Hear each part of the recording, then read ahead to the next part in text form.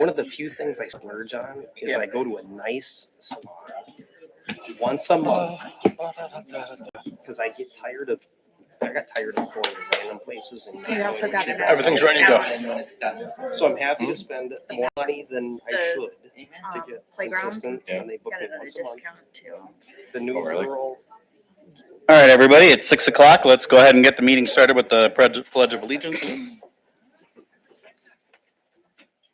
I pledge allegiance to the flag of the United States of America and to the republic for which it stands, one nation, under God, indivisible, with liberty and justice for all. Okay, if the clerk could please take the roll. Here. Here. Bradlow, Yes. Tyler Mackey. Here.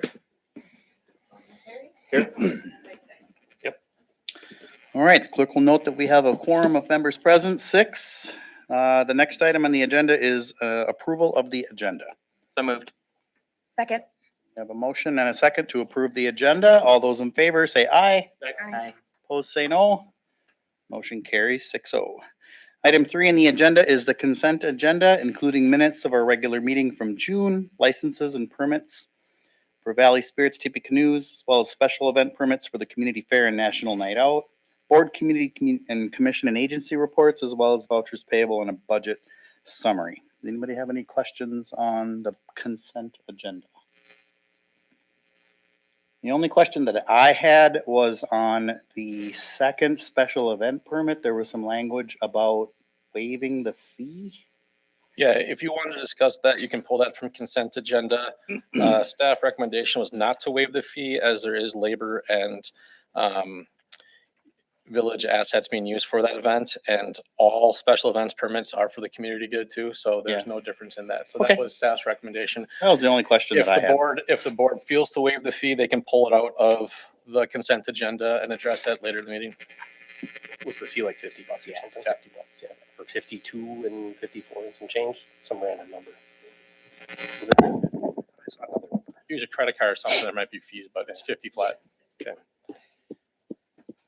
I will entertain a motion to approve the consent agenda if there's no other So discussion. moved.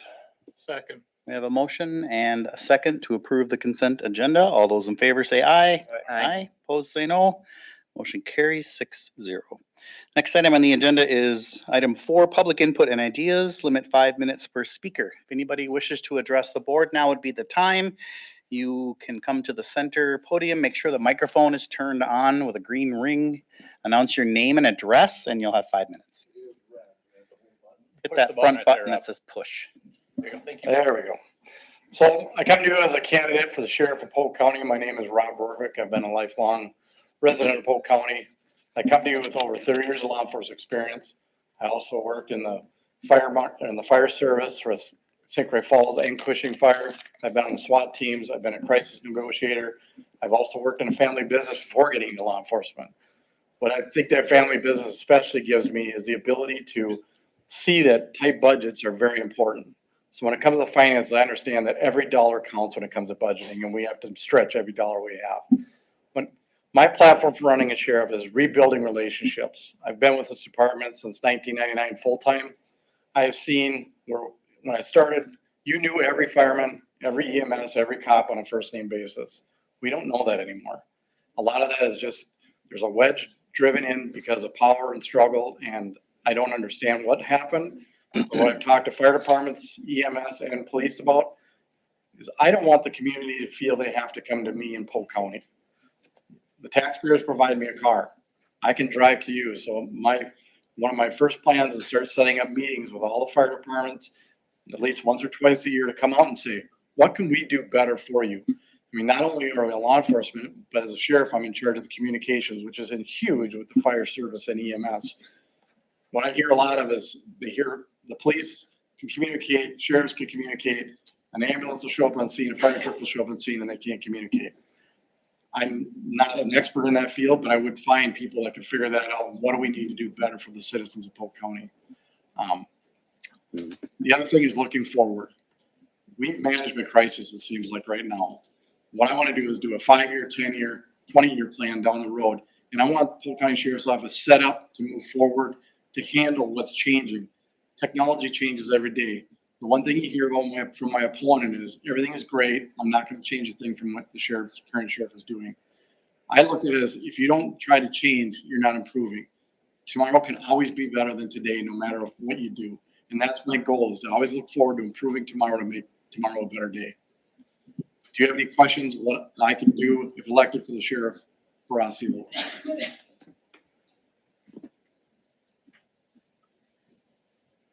Sometimes I get questions, sometimes I don't. So I appreciate your time. You got a busy night. I'll stand down and let the next people speak. Thank you. Thanks for Thank you. coming tonight. Anyone else wish to address the board? Hello. Good evening. Just have a super quick little update from the Heritage Committee. I emailed Carrie, but she was Like, what's out your of address? town. Oh, sorry. 599 280th Street. Thank you. I'm Cheryl Beardsley, 1850 60th Avenue, Osceola. And Maddie Shaw. I'm Danny Mortensen, now in Dresser renting 217 Highway 35 South. But we purchased land out near Star Prairie, Big Lake, so that's where we'll be in the future. So yeah, we tried to get on the agenda, emailing Carrie, but just wanted to give you guys a quick update. We've been in touch with Vacker Sign. There's just been a lot of like difficulty kind of getting in touch with the right person and getting the right chain of communication going on, but we're talking to Dina, who's a designer at Vacker Sign. We've got a draft of the text. We've talked to some local historians. We've interviewed like local folks at the community fair. So we've got a draft of text. We've got an artist we're connected to who's going to do some sketches pro bono for us for the sign. And so just wanted to let you guys know that's where we're going in the process. We know y'all have approved some of the budget for working with Vacker for the different sizes, things like that. And so we're excited that this is finally getting a little bit closer to happening. Was there anything else that you guys wanted to say? We've been privileged to work with people from both the Dakota and Ojibwe tribes to work with our signage. So we're proud of it. Yeah, we're proud to be bringing in more history from before 1844 into this current sign. Any questions? I think there was like a discrepancy on the size of the sign. Did you guys come to a conclusion on that? Do you know? So essentially, one, without the design, this Dina, the graphic designer, that approval aspect of it doesn't happen until after the design is done, as far as the amount of words that we have. What's the updated number from? 594, 594 words, which is pared down from 600 something. That's where we were seeking out the larger sign. That's discrepancy wise, we're just operating on what was communicated to us, that it was okay to move forward, thinking of using the larger sign. Is this the right forum for this It isn't, discussion? no. Yeah. So I appreciate your question, but we have to make sure that if we're going to cover topics back and forth in two-way communication, that it gets noticed on a meeting for the public to understand that we're going to be talking about it. So I think the only thing I could say would be to make sure that we get something set up for August so that we can maybe review a design and take a look at what we're doing. Sounds good. And that'll Okay. probably be better because we'll have more. Like, again, we've been kind of poking people nonstop for a few months and have finally gotten to the point where we're meeting with the designer. So we'll have something more concrete for y'all to look at, I think, in August. Appreciate the update. Cool. Thank you. Thanks. Anybody else wish to address the board?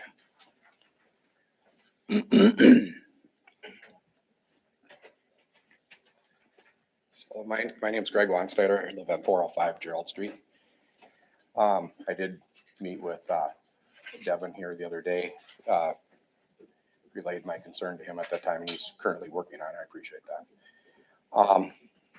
The reason I'm here today is I feel like I'm being violated. I talked to a neighbor just out of the blue, one neighbor down the block a ways from me, and she was quite upset with this fiber optics project that's going on in town, and the fact that none of us were notified. I understand that isn't village policy to do that. I'd like to request that it either becomes village policy or that it becomes a policy that any utility company would take it on themselves to do that. They tore stuff up in my front yard.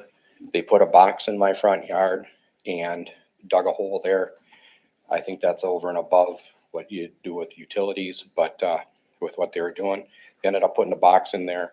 And I drive back in my backyard through that area all the time. Literally while they were doing that, I had a vehicle in the backyard. I would not have been able to get out with that vehicle. The very next day, I drove back there with my truck and I had to straddle this thing, okay? And that's fine. I mean, I'll do that. But when I have to back my trailer, or when I go to back my trailer in my backyard, I can't guarantee I can't not hit it. There's no way. So I feel like, years ago, they did the upright curb on Gerald Street. So I'm on Gerald Street East, the west section of Gerald Street East. The east section of Gerald Street East has no curb. We have an upright curb. So I have to hop over the curb and I have to miss this box now. Not happy about it at all. So I don't know if this would have showed up on some kind of drawing or anything, if I would have even been brought to my knowledge, but this isn't the first time that something like this has happened. I had a business in town for about 12 years. And at one point the village went and tore the road up in front of my business. No notification at all whatsoever. I was lucky to be able to drive in there with my 4-wheel drive truck.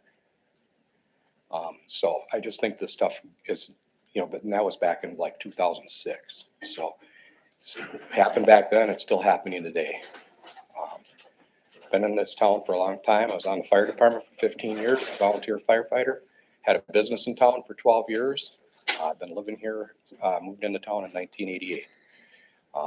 And I just normally don't come and say much, but I know you're working on it, but that box, unless it can handle my truck and trailer driving over it, it's not a good deal. It really isn't. And I was already felt violated at the fact that the village forced the upright curb down our throat, which again, the west section of East Gerald Street, that block, upright curve. The other block is no curb at all. And then you look at West Gerald Street, there's no curb at all. Yet we have an upright curb in front of our house. And by the way, that whole upright curb and the storm system doesn't even work. All the sewer, not sewer drains, but the runoff drains on the south side of the road run to the north side of the road. They don't even work. So that project, whoever did the sign off on that, didn't even observe that road is sloped, that there's no crown on it. So anyway, I'm just here today to ask that you consider either having the village do it or if the utility company. I had no idea. And when I talked to the one gal that I talked to, she had no idea what they were doing. And obviously it's the fiber optics, but they're digging holes in people's yards and boring under driveways and putting boxes in and doing all kinds of stuff, which I have no problem with. But there was no notification, nothing that told us this, except for seeing that there are these flags going up. So. You said 405, Gerald? Correct. There isn't an east and west Gerald though.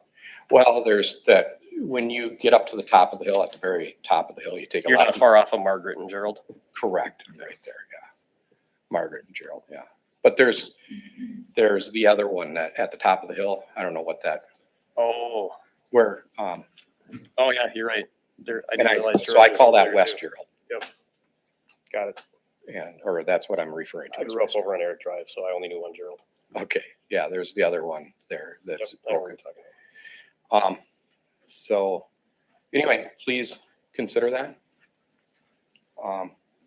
If it's, now I know you've spent time on it today trying to track them down, and if the village is too busy to deal with that kind of stuff, it probably would have been easier. So I do ask, am I the first one that has said anything about this project? Has it been brought up at all from Anybody else? Unfortunately, we're not allowed to do two-way communication. I'm sorry. So you can address the board during public comment, but for two-way communication, in order for the public to be able to get that communication later, if they subpoena or ask for public records request, it needs to go through email or a phone call that gets documented in Understood. response. So Okay. sorry. All right. I'll call you again tomorrow. Okay, thank you. All right, thank you. Appreciate it. Thank you. Anybody else wish to address the board?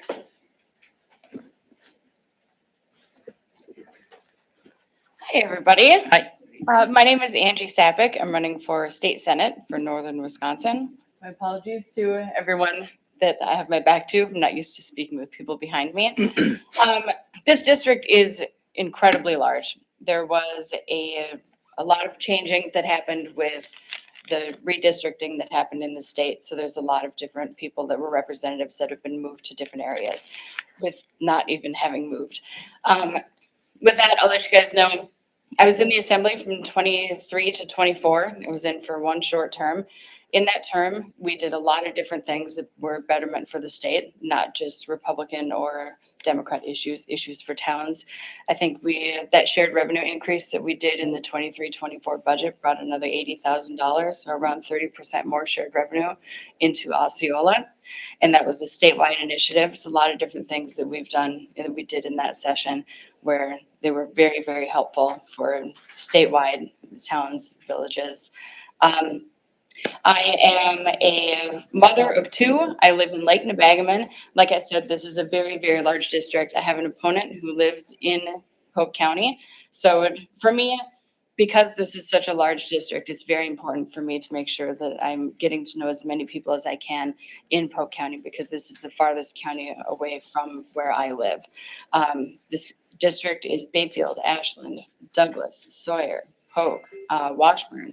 It is Burnett. It is absolutely enormous. So I'm doing my absolute best to make sure that I am getting to as many meetings as I can get to meet as many people as I possibly can to find out what the needs are in every municipality, because this is such an enormous district to take on, as opposed to the 3 counties that I had when I was in the assembly before. There's a lot of different things that we can work on. Gales Law just passed. That was really huge. That has insurance companies that are covering 3D mammograms now. So it's reducing the cost of healthcare.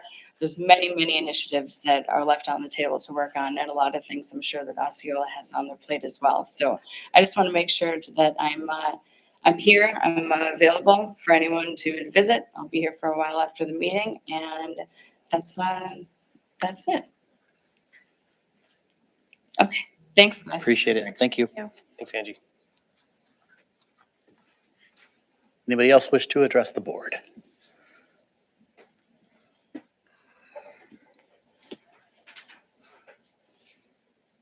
Okay, seeing nobody else in public comment, we'll move on to item 5 of the agenda. Staff reports. First up is police. Howdy, howdy. AJ? All right. So June, we compiled 62 incident reports, took 4 traffic crash reports. Our officers made 3 arrests and we made 2 criminal referrals. We made 86 traffic stops and issued 37 citations. And our police administrative assistant processed 15 requests for records and background checks. Some of the call types that we had, we picked up a municipal warrant out of Amory, the subject posted. We responded to a report of possible elder abuse, which we're currently investigating. We went to a criminal damage to property incident. It's one of our local businesses that had happened. We had 5 assist other agency requests. Most of those were motor vehicle crashes, as well as a fight in progress that took place in St. Croix Falls. With the summer, our officers are seeing an uptick in juvenile curfew violations with kids being out and about and whatnot. So just something that's not atypical, for this time of year, but notable. Otherwise, we executed a search warrant in Osceola. This was referencing the drug investigation involving anabolic steroids. We did locate testosterone, oxandrolone, and methamphetamine inside the residence. Both testosterone and oxydrone are anabolic steroids and are considered controlled substances in the state of Wisconsin. What's interesting about this is this originated from an ICAC tip that Officer Rebin had taken through NECMEC, or National Center of Missing and Exploited Children, and we ended up arresting 2 individuals following that warrant. One of our officers responded to a disorderly conduct complaint near Cascade Falls. This individual refused to follow commands given by the officer and resisted arrest. Our officer was able to detain and ultimately arrested him on that. Administratively wise, we put on our first Cops and Bobbers event, which was very successful. It was a lot of fun. I was getting kind of nervous because nothing was biting right away, but right around 1 o'clock, they started hitting. So, as everyone kept asking, "Are you sure there's trout there?" I'm like, "I swear," So, it was nice having that experience. It was well received. So we look forward to hosting it again next year. Otherwise, I've been delving into the state audit process regarding our time system. So every 3 years, we have to go through and essentially just audit our technology that we use to access the time system. Most of that's going to be our MDC computers or our tough books that we have in the squad car. Otherwise, we do an audit on our criminal history referrals, making sure that everyone that's working is up to date as far as their certification goes. And then we do a technical questionnaire regarding our software policy and whatnot.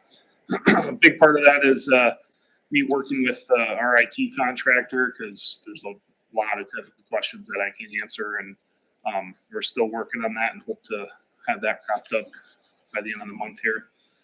Otherwise, with all the flock talk on social media, I just wanted to bring up that I attended a webinar where they added a new audit feature on the flock website where I'm able to get notified if there's any anomalies, or if an officer is running the same plate multiple times, going back further, that and whatnot, and I'm able to go in and check and see why that was done in order to kind of stave off any misconduct and whatnot. So just wanted to keep you guys in the loop about that we jumped on that just with all the talk about it going on right now.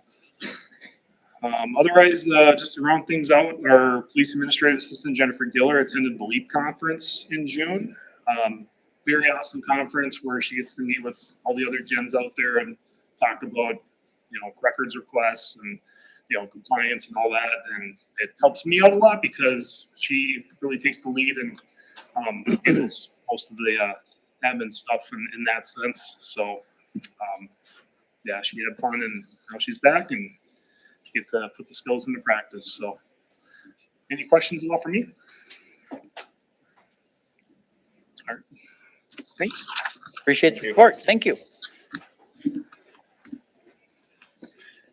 Okay, next up, Public Works. Hello, everybody. Todd? It's a burner out there. We know it, but we managed to get a lot accomplished in the month of June. And June is kicking off quite nicely as well. But we have multiple special events in June that we provided all the amenities for, including sanitation, closing streets, and then resources to support hundreds of participants and getting things picked up afterward. And awesome feedback. It sounds like they were awesome events. Might have noticed 3rd Avenue, a little better shape. We spray patched that with East Farmington.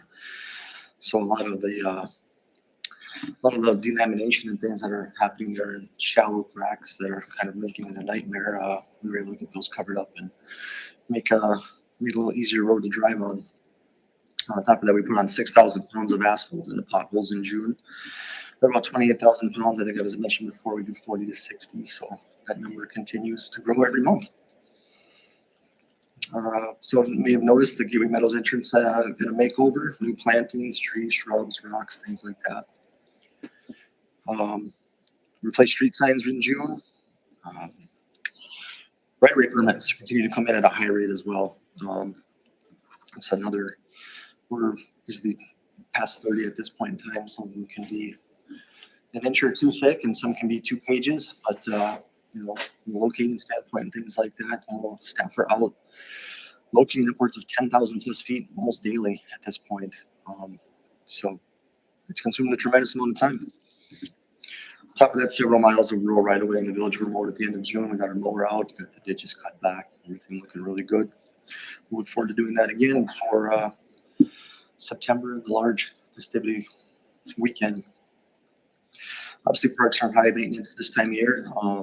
People are using them and enjoying them. Of course, mowing is also taking a considerable amount of time. We assisted Pember in June and worked on public works items, including tree removal, removed some signs, did a little work on our end to make sure that everything is in good shape. The railing bordering Cascade Falls on Cascade, and that sidewalk, that long stretch, we got that all sanded down and repainted with a couple coats of paint. So that's kind of sort of matching, even though it's 20 or 25 years old. It's looking good. Also washed public buildings as well. This building here is giving us a few hiccups over this month. Large power outage kind of sent it spiraling, all systems and alarms flashing and not working appropriately, but we stayed on top of things. We kept the HVAC system. At most, we've lost 24 hours worth of AC, which isn't too bad this time of year, and we're able to keep things online. Any questions? What's the status of that tree where the old milk house was? It's dead. Yep. Take it down.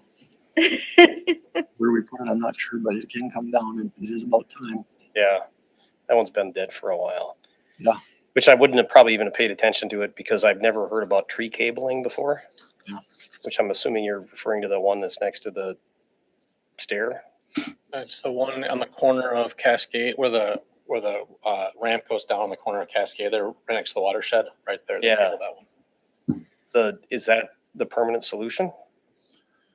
For that group of trees, or are you speaking on 243 in Cascade? No, it's the one next to as you're standing at the new stair Sure. and you look to the north, Yes. the tree that's cabled, Oh, the bike lock to the wall. It's like a cable loop around that whole wad of yes. Yes. root that looks like that's probably the only thing that's holding it from washing down the hill. So what we did was we took less mature growing trees out of there. If you look at that bunch, there were several. So we took a considerable amount of weight on it and then cabled what's left at this time into the concrete wall. Yeah. So you're going to try to save it. We're going to try. We're certainly going to try. We want to do everything we can to try to keep that bank. And I mean, there might come a point where we just have to take the trees at a certain level. At some point, you got to try to save the hill from sloughing off. Yeah, keep that root system. Speaking of cabling, we actually have a guy who's going to be running a cable and climbing a couple of trees. You notice there's a lot of large, tall trees off of the overlook with branches that kind of hang down, blocking a lot of the view. Look forward to him coming in and climbing and swinging from a couple of trees, actually. Is the only appropriate way to get this done, and then cabling the brush out to us on Cascade. So that'll be interesting. Tarzan. You made a comment about right-of-way permits. Yes. What's your responsibility to monitor whether the follow through on the right-of-way permit?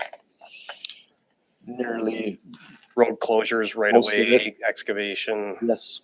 Yep. So I guess it's twofold. I'll drop two parallels. So we had the concerned citizen that was worried about somebody putting utilities in probably a right-of-way. Correct. I'm guessing it's a right-of-way, but do we have any review for any of that? Does it come by your office when it happens? Full review process on my end. Police has overall jurisdiction of permitting within the village. But as far as right-of-way permits, yeah, it's all reviewed by myself. Like I said, they could be 1 inch to 3 inches thick. We're looking at full-scale build-outs of failing infrastructure from different companies on all ends. Everything from Does a drawing from a Brightspeed show handholds and manholes? It does. Engineered plans do come before myself for review. Okay. When it comes to like Pember working downtown and traffic control, does that come by you? Does that end up, Does not. that's back to the police department for enforcement or something? Police, and then obviously in that scenario, we have County we have or we something? have I'm sorry, we have MSA providing oversight. and Engineering firms, like for instance, the Minger one, SEH and Minger work together on that one, Pember, and then MSA work together in traffic plan for that one. So that falls on the engineering firm and the contractor. Of course, if we see something. For right-of-way permits, yeah, they do go through there, and then Rick and his crew go out and walk and. I was being a little loose on the description of right away, because usually I understand a right away permit is accessing the dirt essentially and working, digging, constructing, that kind of thing. But at some point that falls into the operations within it as you're out there digging and occupying and taking up street space and traffic control and stuff. So Yeah, so we follow closely, hence also the reason some of these permits are now costing anywhere from $400 to $6,000, depending on how much linear foot you're going to put in Village of Osceola right away. Because those costs have just completely eaten up our time and energy. I mean, even at this moment, we're looking at potentially different companies as it's very new in permitting processes, online permitting processes, and we might even have to go in a direction of hiring a private locator. I mean, if you have a couple of guys with a massive project. you can definitely subcontract our locating out if you're trying to try to find city utilities. Yeah, for sure. Yeah, It's city and private, absolutely. And you could back charge that, make that as part of the permitting fees. Yes. I see that just- a lot in other municipalities, so. That's yeah. what we're looking at now. We took that step into this year with the higher rate of permit process. Maybe some of those fees, depending on how much we build. Are you actually locating water and sewer and everything? Water, sewer, Yeah, and Rick all and that. Rick and Ryan go out and do that by foot right now. Yeah, we should definitely start subbing that out. So we're looking at a more efficient permit process so that not having to continue following up with contractors and things like that and making sure the permit is submitted properly. At least step one is getting it submitted properly and all the credentials and everything necessary. And the hard part with a lot of these boring things is Brightspeed's doing it, and then they subcontract out the boring part of it too. So trying to get a hold of these people is jumping through hoops right now for it too. That's a subcontracted engineering firm, subcontracted contractor to do the install, so it can be tricky. One more update though, I mean, and even in this instance, before we leave that subject, I just want to let you know, this is another situation where we were able to stop this entity who was building out from the eastern part outside of the village limits. As soon as they hit the border, I was able to stop them and say, before you come here, so we halted all, full stop work order. You have no permits, they are going to work from the southeast part of the village of Osceola all the way to Dresser. As they come through the village, we were able to stop them and have them fill out the appropriate permits.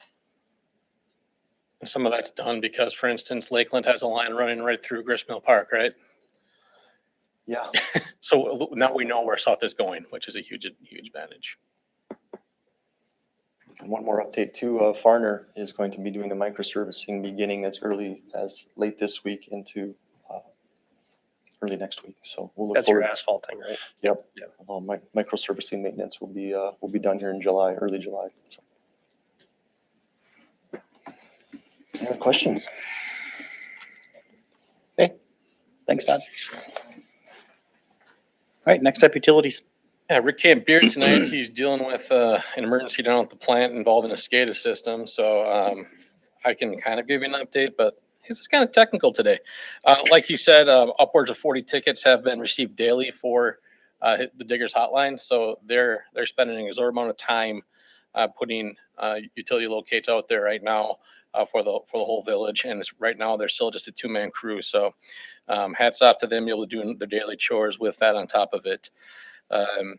He's making sure that, he's following through with the Ridge Road project and the Bluff Tower Main project, making sure all that is meeting deadlines and looking and connecting to where it needs to be. There'll be more questions on that later tonight for the pay request. So if you have questions on that, we'll talk about those two projects later. Other than that, yeah, he's having a time keeping the plant afloat with just two people. We're in the process of interviewing some people for the openings. making sure that we have the right mix or the right person, right fit for the department. So they're doing a lot with 2 people right now, and I'm sure Rick would say the exact same thing, that he's treading water right now, but he's doing great at what he's doing. Any questions or comments on his report?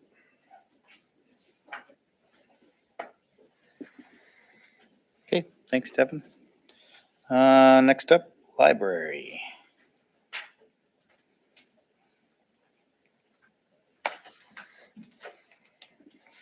Good evening. Ann. So in June, the IFLS Library Systems contract with our current integrated library system, which is a fancy way of saying the software that we use to check things in and out to people, among other things, will be up in 2027. So the system has a committee that's been researching other ILSs that we could move to and have started hosting demonstrations on those. So I attended the first 2 of those demonstrations via Zoom during the month, and just actually finished up this morning watching the 4th one. So we've seen 4 different systems so far. In June, we circulated 4,582 items. We had 211 public computer uses and 1,585 ebook checkouts. We had 24 new patrons, and we added 168 new items to our collection. So June is a big month for us, and we kicked off our summer learning program with registration for the reading portion of the program, as well as an event with Bruce, the bug guy, whose hand-on program was both fun and educational. And then every Thursday in June and July, we host a summer learning program event. And so far we've had Adopt a Dinosaur, a visit from Carpenter Nature Center with animals of the St. Croix Valley, and Dig into Archaeology. And these weekly programs are very popular with our patrons, and we have had an average attendance of 63 people between those 4 programs in June. We also participated in the Kinship of Polk County's Amazing Race program as a challenge stop.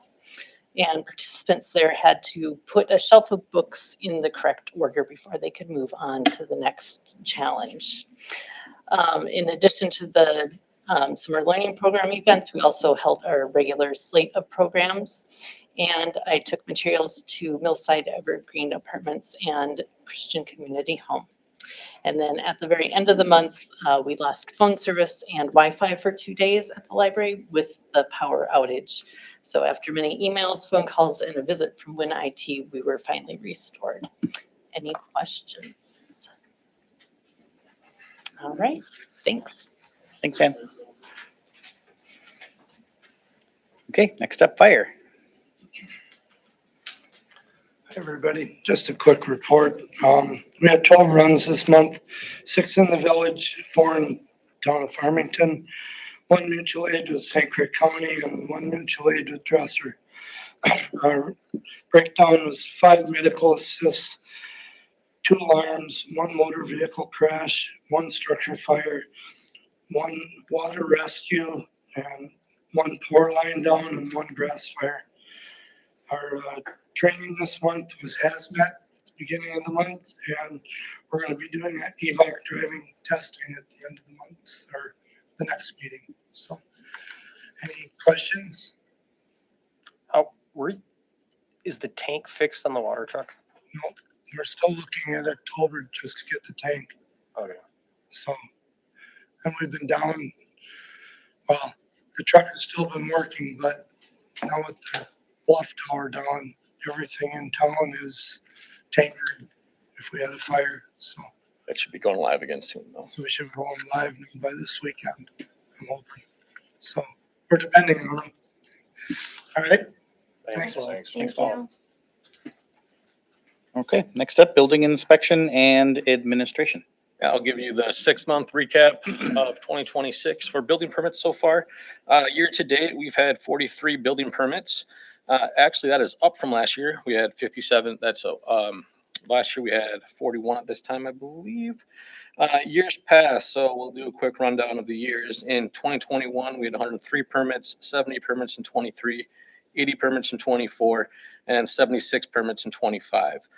Through June 30th, the village has issued 43 permits representing 57% of the total permits issued during 2025. So we're slightly ahead of schedule where we were at this point last year.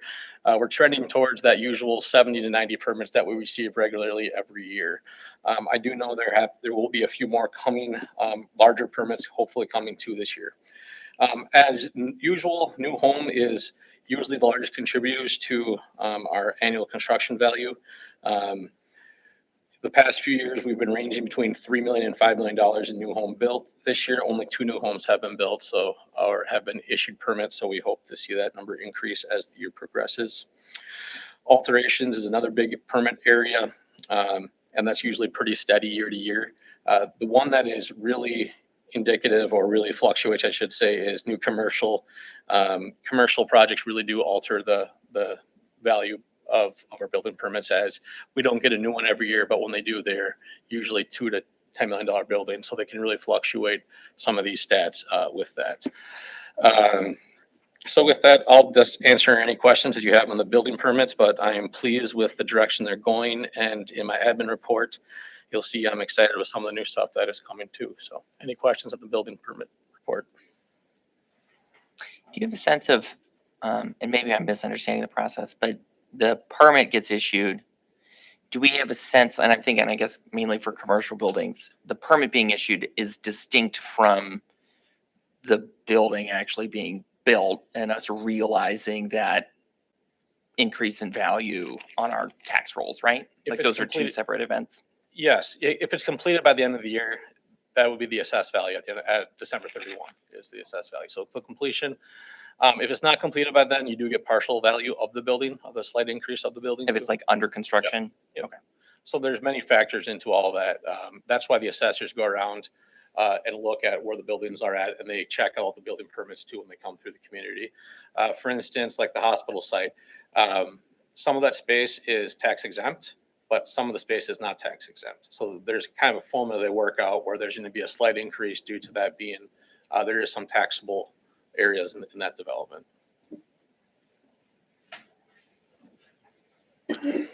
Anything else? Like I said, I'm happy with the trend that we're staying stable right where we've been almost every year. So we're still growing, which is great to see. My admin report, a lot of this month was focused on, as you guys know, trying to get hold of people and get work done. The last week in June, the first week in July is really hard. But we pushed through, and I was working on a lot of ordinance stuff that's going through Planning Commission right now. Planning Commission's looking at various stuff for all of our Chapter 219, which is our zoning.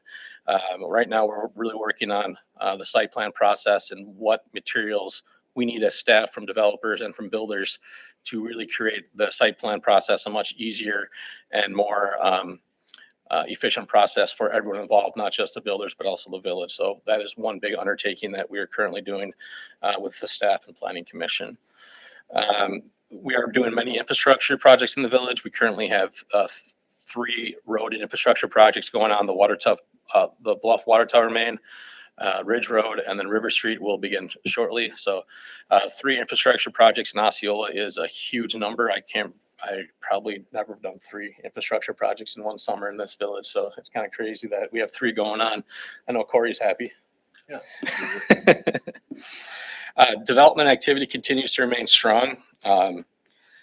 Staff completed review of the proposed Osceola Medical Center signage. They're putting a new sign in front of the hospital. That will go before Planning Commission in August, as the signs will require a conditional use permit given their size and where they're going to be located. But the signs look really nice, and I'm excited to see that project when it's done. Like I said, Planning Commission reviewed Chapter 215 and Chapter 219. So there's a lot of planning stuff happening at those meetings. And then also I'm dealing with commercial and residential industrial developments inquiries happening within the village. There are 2 key redevelopment projects going on in Osceola. One of them is the Polaris building is currently under contract to be bought by a company out of Minnesota. They held a job fair there last week and had strong input from the workers there that they'd be willing to work there. They're looking to finish the completion of or buying the building this year, and then they would start moving over in 2027. This company employs about 70 employees, and they're hoping to grow in the next few years to about 90. So it is a relatively large operation. Another company is looking to buy the building to the west of that old testing facility back in the industrial park. They're strongly looking at that building and seeing what they can do for themselves. They're a metal fabrication shop, once again, out of Minnesota, looking to go across the border. As the political climate in Minnesota, they're kind of teetering on it. So we're hoping to get both of those public soon. And then the third one is you have a business looking to relocate from Polk County to Osceola in the old Manji building on Simmon Drive. And they're looking to do about $4 to $5 million improvement into that building too. And they're also looking to expand as their contracts have increased over the years. So there should be news that will go public on all three of these projects. We're getting really close to the finish line on all of those. And I would really like to make those really public announcements shortly. Planning is continuing on Gateway Park. Todd will talk about that later. Downtown enhancement planning is also working with the bid district. I plan to meet with Nicole later this week to discuss what the Explore Group and the village can work together during the bridge closure and how we can work together to help the businesses that will be affected by that. It's nice to finally have someone in that position so we can work together and really spread news to the businesses there. We're continuing working with AT&T on water tower leases. Verizon is looking to start construction on that tower in the next month. So hopefully Verizon will begin construction shortly and Verizon coverage will be better downtown. Working on ordinance. Ordinance is always a tricky thing. We have some properties that are out of compliance right now. They're working to figure the best way to abate them or to fix them up. There are some challenges regarding one of the properties that we're trying to figure out what's the best way to abate their problems. Working with the grant administration for the WDC old OMC grant with GON. That should be finalized here this week. They should get their first payment sometime for the demo of that building. Currently, I have no update from GON at this point of when they plan to start construction. Dan has not given me any indication of when he plans on starting that project. Any update from the DNR? I haven't got anything from that, no. Okay, interesting.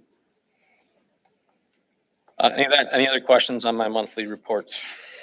The businesses that you were talking about are going into the industrial park, or any of them looking for special financing from us? The one going to the Players Building, no. The other one that would go to the industrial park, no.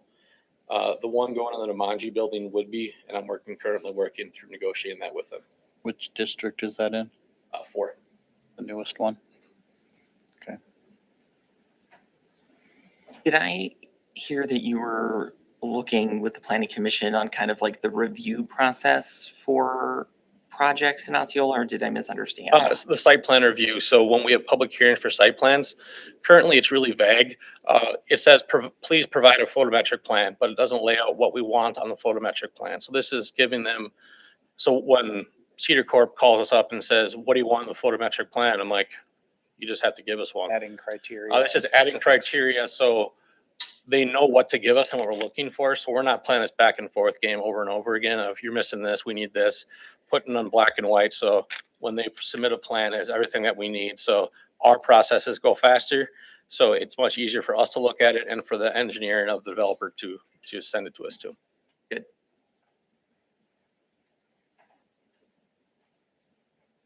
Anything else for Devin? Okay, thank you. Moving on. Next up, 5B, Explore Osceola Main Street. Nicole can't make it tonight. She is currently at something out of the area. She's working with the bid and Todd to get new waste receptacles and benches in the downtown district that we will be ordering, but they'll be paying for, using some of our vendors to make sure everything matches. Like I said, I do plan to meet with her either late this week or early next week to discuss ways that we can work together communication wise, and how can we ways that we can formulate some type of idea to help businesses that go through the next 18, 24 months for the bridge closure. Is there Where's any the more? bog bridge at? Is there any more on that topic tonight? On what one? related to the bid and the No. work leading up to the bridge closure? No? No, nothing on that. The Bog Bridge, currently, they're working through the meet and bounds description with the DNR. That one should be, coming next month for us to look at. That's one thing. The only reason I brought it up now is I hope the bid gets involved in that. With I'll mention that to the Parks and Trails group. The Trails Coalition, yeah, It seems like there's a great way to get a bridge across for people to park on the other side. behind the And business. then there's a chunk of money there that can be used to help subsidize it. Is the mobilization and materials out of that area now? There's a big pile of dirt back there as of today, Okay, so there's still some stuff there for materials. a lot. Behind Busy Yeah. It's part of the Bluff Tower project. That's contaminated soil back there. Not gonna live back there forever, is it? No, it's running through testing right now. Okay. And then it will be, once you find out. Right next to the trout stream? It'll go away. May the record reflect. You said the big word. Any other questions? Okay, moving on to item 6 of the agenda. Other business discussion and possible action regarding 6A. We have a meeting date change for a primary. Yeah, we just need to change it from Tuesday to Wednesday. I will take a motion for that. Moved. We have a motion and a second to change our meeting date from Tuesday the 11th to Wednesday the 12th due to the primary. All those in favor say aye. Aye. Opposed say no. Motion passes 6-0. Okay, 6B, interview trustee candidate. Yeah, we received one letter of interest for the opening trustee position. Further in the agenda, there is an item where you guys can go into closed session to discuss who you would like to select for this board position. But being seen, we only have one application. I'm not sure that might not be needed. After the candidate introduce himself, and you guys might have some questions for him. If you feel to make a motion to appoint him, you can make that motion tonight, if someone's so, and then you'd vote on it like a regular motion. And then for that, majority would rule. So a vote of 4-2 would mean that he would be the new board member for the village. With that, I will invite Jay up here to kind of introduce himself and express his interest in this position. Hello, my name is Jay Nelson, 905 Maple Drive. I've lived in town here for 34 years. My wife and I have owned 3 businesses in town here, a couple different commercial properties, one in town and one just north of town. Our daughter graduated here at Osceola, valedictorian years ago. We love it in this town.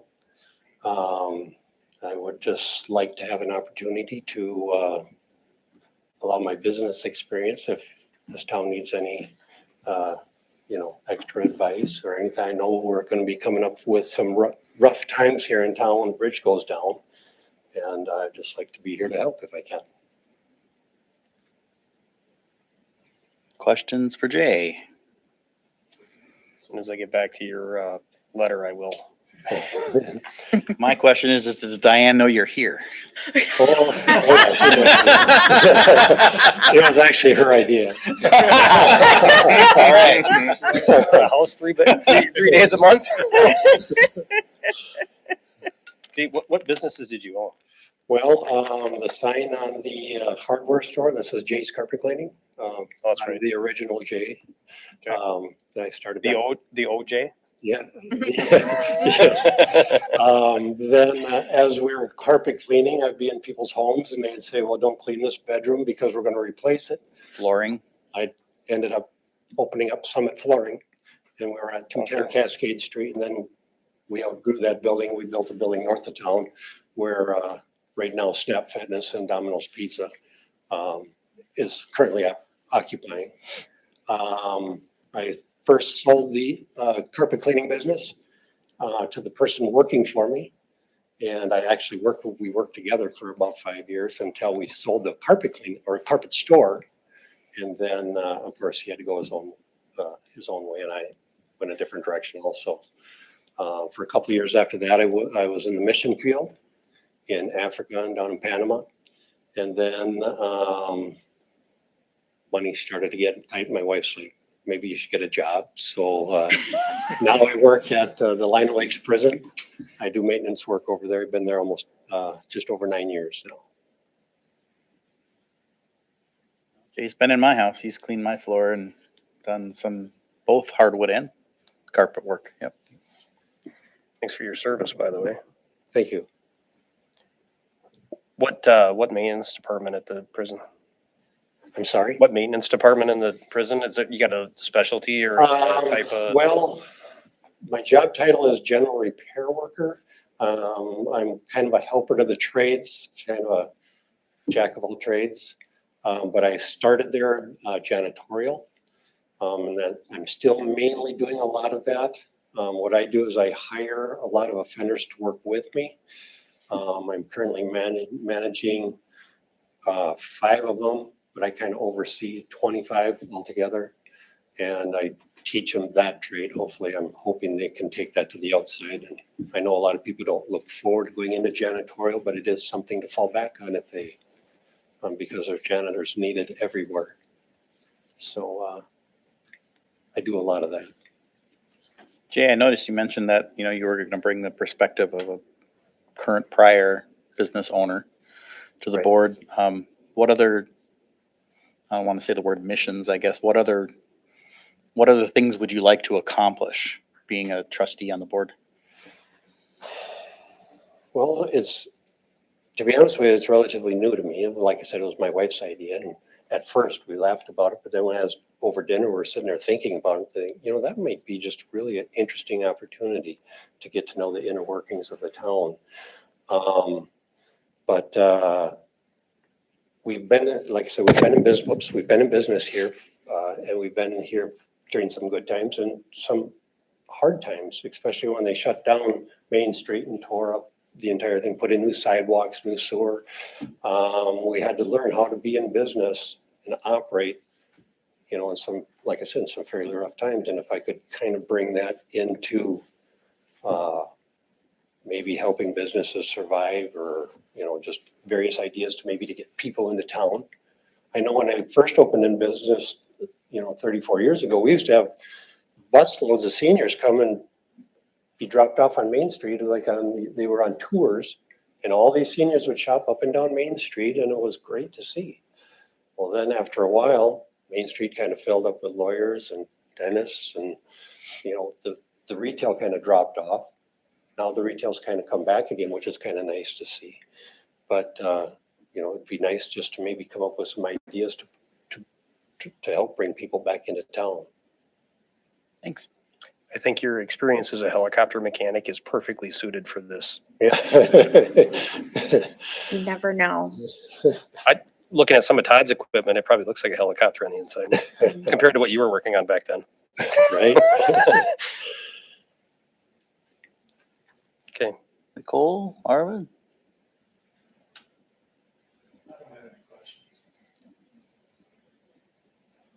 Nothing? You're the freshie. You should be able to come up with something. Can you say no? No. That is the one thing the prison has taught me, I guess. I don't hear enough of that up here on occasion, so just practice that. Conflict resolution stuff probably too. We do a lot of that. Yeah. A lot of de-escalation. I haven't seen any shanks up here yet. Doesn't mean they're not here. No, I'm just kidding. I learned, you know, in retail, a lot of people don't know, but the flooring business is actually a very stressful business. You wouldn't think so, but it is. You know, when people walk into a hardware store and they go spend $20 or $30, but when they go into a carpet store and they're spending $5,000 to $10,000, that adds a whole new aspect to the game. And so there's a lot of stress. It wasn't mainly my running of the business or my customer service or the products that I'm selling, but we have subcontractors going in and doing the installing. And that's where most of the stress comes from. So my entire reputation rests on somebody else's work, because it doesn't matter if I sell you the best floor in the world. But if they come in and do a terrible job, well, then it's going to reflect on the business. And being in business in a small town, of course, you can't handle too many bad ones. So you really learn a lot of a lot of the de-escalation and like you said, I'm sorry, I can't remember. It was the conflict resolution. Mainly because a lot of these installers, well, there's being subcontractors, they have minds of their own. So, you know, you're kind of in their hands. But so there was a lot of stress in that, and that's where you learn a lot of that. And it just kind of helped me into the prison system. I feel like that would deal with some of that with just talk, emails with public and, Sure. Trying to, they're coming at us harshly sometimes and we have to be like, it's okay. This is what's going on. I understand your frustrations, but give them a little reassurance on what's going on. We have a lot of public you might have seen in the news last night. The prison was in the news because the air conditioning was out in a couple of living units. Well, the public doesn't know, but there's never been air conditioning in those two living units. So, and there's multiple prisons around that don't have air conditioning. So it's nothing new, but and those buildings have been there since the 70s. But so now there's a lot of just conflict, stuff with just the general public. When they see us out in uniform, they're coming up badgering us, hey, why is this going on? Well, because I see that in the news. It's interesting how a truthful story can still tell a different message than what it should be, right? Right. I'm embroiled in that myself at my day job right now too. So.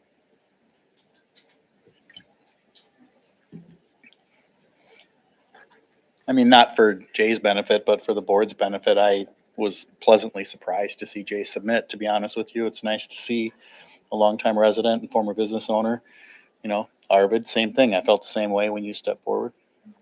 I think that, I personally think that Jay would make a great addition to the board. So I'd be more than willing to support a motion to. Are we looking for one now? Oh, Bring him I'll in. make the motion. Second. Occasionally, we're efficient. Yeah. Yeah, go have a seat right now. Well, he has to take the oath. But. Yeah. Did you learn about it in the paper I'm not sure. Was it in the letter that we got, or my wife had seen it? I don't know if it was online. Maybe We did a posting on our website. She's been scouring She's been scouring for jobs for you. Yeah. Spending She too saw much it time at online, home. I Got think when I saw papers on telephone poles. She had seen it online because then I came and inquired about it and they said it was going to come out in the paper. Yeah, it was. We posted it first on the website. Yep. We have a motion and a second. Did you catch who made and seconded? Yes, Nicole and Mike. To appoint Jay to the board. All those in favor say aye. Aye. Opposed say no. Motion passes 6-0. Welcome to the board, Jay. Thank you. Welcome. Thank you. And then sometime as we come in, we'll get you sworn in. Sometime as we come by the office, we'll get you sworn in. Thank you. The term goes through when? April. I'll go through that. Okay. Yeah, so submitting circulation papers this coming December? Yep. Okay, moving on. 6C, Gateway Park updates. Hello again. Oh. We're building a park. Woohoo. What I provided is a list of amenities. Maybe some of you have seen the changes that have already happened out there, but as it shows, we There's have swings on there. 31 trees. There. There's a 31. list. Sorry. Provided some pictures too. So Chapman Mountain Play Center, ages 5 to 12 is already in our hands. We're excited to get that installed. This list compiled really speaks to what the residents wanted. They requested trees, they requested borders, and they've requested for many years an additional places to walk. We have a dog park going in, another smaller playground, one thing that was brought to light. I can't say enough either about sort of the outreach with the public and having hot dogs and chips and what we learned and seeing the different ages there. we had a 5 to 12 year old playground, on order. We got 50% off, great grant.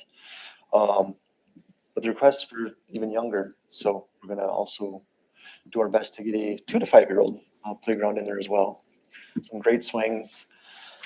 And what we're hoping to do is nearly a 1/4 mile walkway. So you're gonna have sort of an all-inclusive park here, from the youngest of ages to the very oldest that will have something that they can do. That's a good sized dog park too. There was some chatter during the public outreach meeting that we had where I think some people had mentioned maybe setting aside a small part of the dog park for small dogs. Yeah. I was gonna ask about that Yeah. because it's not on here. So at this time, and while bids are in for the fencing and stuff like that, not quite solidified, it's something we can do in addition to. While the map does show sort of a sketch, I guess, of what we're looking to do, there is a great big space in between these. It's sort of for visualization only. This isn't exactly where everything's going to be laid out and everything, but we have this great big space in between. Obviously we're trying to keep a disconnection in between a playground and a dog park, but we're not exactly sure at this point in time. I mean, we think the dog park's gonna be very successful. It's what the community wants. We have the opportunity potential in the future too, with a very large space in between these two, to add things.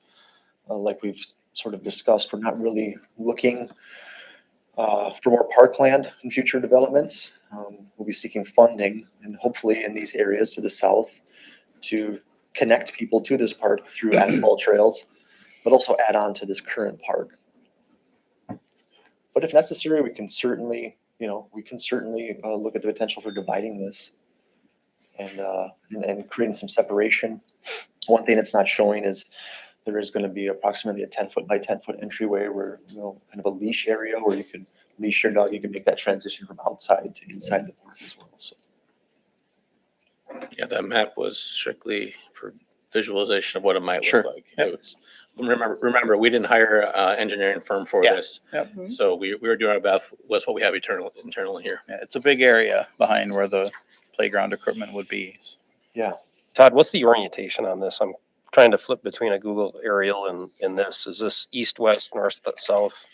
yes, your playground structures are to the north side. So it goes from, bear with me while I go back to. Airport Road on the south side. Okay, so plan north. So the dog park is going to be towards the airport road and the playground is going to be on the other side. Oh, so flip flop. Plan top is south. No, top is north, right? Top is north, Top correct. is north Yep. is south. So Gateway Meadow, all the homes are up there by the The playground. playground is towards North is this way, Towards Mill Street. Mill Street. Okay, dog park is towards the, The back, yep. back of it. what's the only question the reason I was asking that is I don't know the west and south path.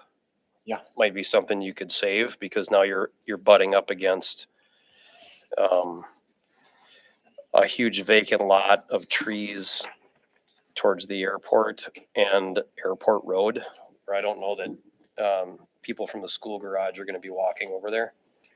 Right. You can save some asphalt, maybe add a little more fence for the little dogs or something. Yeah, and it's within the budget, if we do want to go ahead and create kind of a split there, keep dogs separate. Your west and south side don't see like there's a much community engagement from that direction.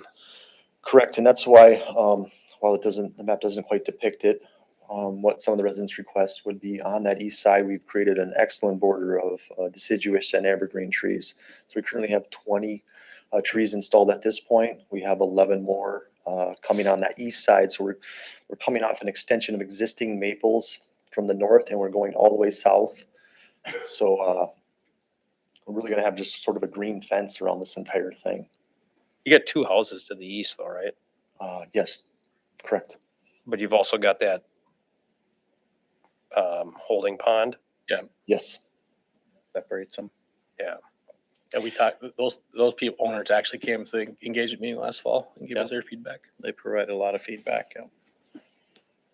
Yeah, I less on the wooded west side and commercial south side, because I just don't see any. One reason we were putting trees towards the airport road though was to create a clear distinction that people don't park on airport road. Because that's gonna be a huge nightmare for the hangar owners, and complaints that will be driven if people park on there to go to the dog park. We want them to make sure they're parking up on near Mill. Yeah, the north part is the entrance, and so we've really sort of laid this out so that it's, So there's a fair amount of parking up there now. Are you doing anything to expand that? we're not doing anything to expand at this time. We currently have 7 full stalls. Mill Street's pretty wide. Yeah, plus curbside. I mean, there's Quite a a bit. lot. Quite a bit of on-street off of Mill. You get in that sector of Gateway as well, things widen out. We don't have the islands anymore. Where does Airport Road become a private road? Well, according Not to, much farther past that. Right So off to the- prevent that, I would say I would recommend putting the entrance to the dog park in the northeast corner. Like, it'd make it inconvenient for them to walk all the way around the fenced area to get into it. Like, unless they're gonna throw the dog I'm over the asking that fence and for climb it. Yeah, I'm asking that for twofold. It's like, it's still a public road regardless of what the airport thinks. Right. I get that there's a delineation there, but it's still a public road. Yeah. I'm still a proponent of doing something to add parking up on Mill, and I'd love to see that eventually turned into a road accessing the rest of the VBrock properties that were isolated because the airport didn't want to play nice. So whatever you do, just don't build anything that would, keep it back far enough that we could look sure. at it in the future. I think there's a great spot for Future a road planning, off yeah. of Mill. Isn't there a walkway too that heads off to the west as well? Correct, it dead ends, so that's gonna be fully replaced at this time. Unfortunately, it's reached its age. But yeah, that walkway will be an extension and part of the nearly quarter mile, we're hoping, of asphalt walkway. Looks like there's a nice deer trail already through there. Keep the dogs occupied. You gonna do a community help build type thing still? Yeah, I think we're gonna do that on the smaller one, the Cog Hill. We are learning that this is more than just a large Lego set. This is this is a very, our large piece is some engineered planning going into it. You have the equipment already? Yeah, we do have Chapman Mountain now, and we're laying out hardware and things of that nature. Putting the posts in appropriate place is very important, so. They don't Has there come been any numbered. Sorry. No No. color by numbers, no, there's a lot of, It's like an IKEA set. I was gonna say, I'm good with IKEA. My kids call those IKEA sticks, yeah, AKA Allen wrenches. yeah, it's, Has there been any discussion about community involvement with regard to upkeep and maintenance? not at Maybe this setting up time. a small task force? I think that would be very good. I hope that maybe we can build something like that during that Cog Hill, community, playground build. Maybe we can get some people on I board. just think about things like refilling waste bags, Yeah. picking up the poo that most people pick up, but some won't. So there's Yeah. gonna have to be somebody that comes back behind and cleans up after those that disrespect it. Yeah. Just being ahead of it would make life less difficult for those that find unhappy surprises. I just want to say thank you, Todd. You've done a great job on this. Thank you. Taking it on as a side project. Right. And, yeah, just thanks. I agree. It's gonna be great. We look forward to getting some slab structures in either toward the later part of the week or next week. We have a great pavilion. Not a lot of shade out there, so an emphasis on shade, and trees have been placed appropriately. They're coming in at that 10 to 14 foot range in the ground, so. Hopefully the weather plays nice for construction. I Yeah, don't want to do this at 98 degrees. 250 gallons every other day we're putting to the current 20 trees. So keep them alive. Any other questions for Todd on this? Okay, great. Thank you. Great. Appreciate it. Thank you. All right, next up, 6D, Cascade Falls Project, pay application number 4.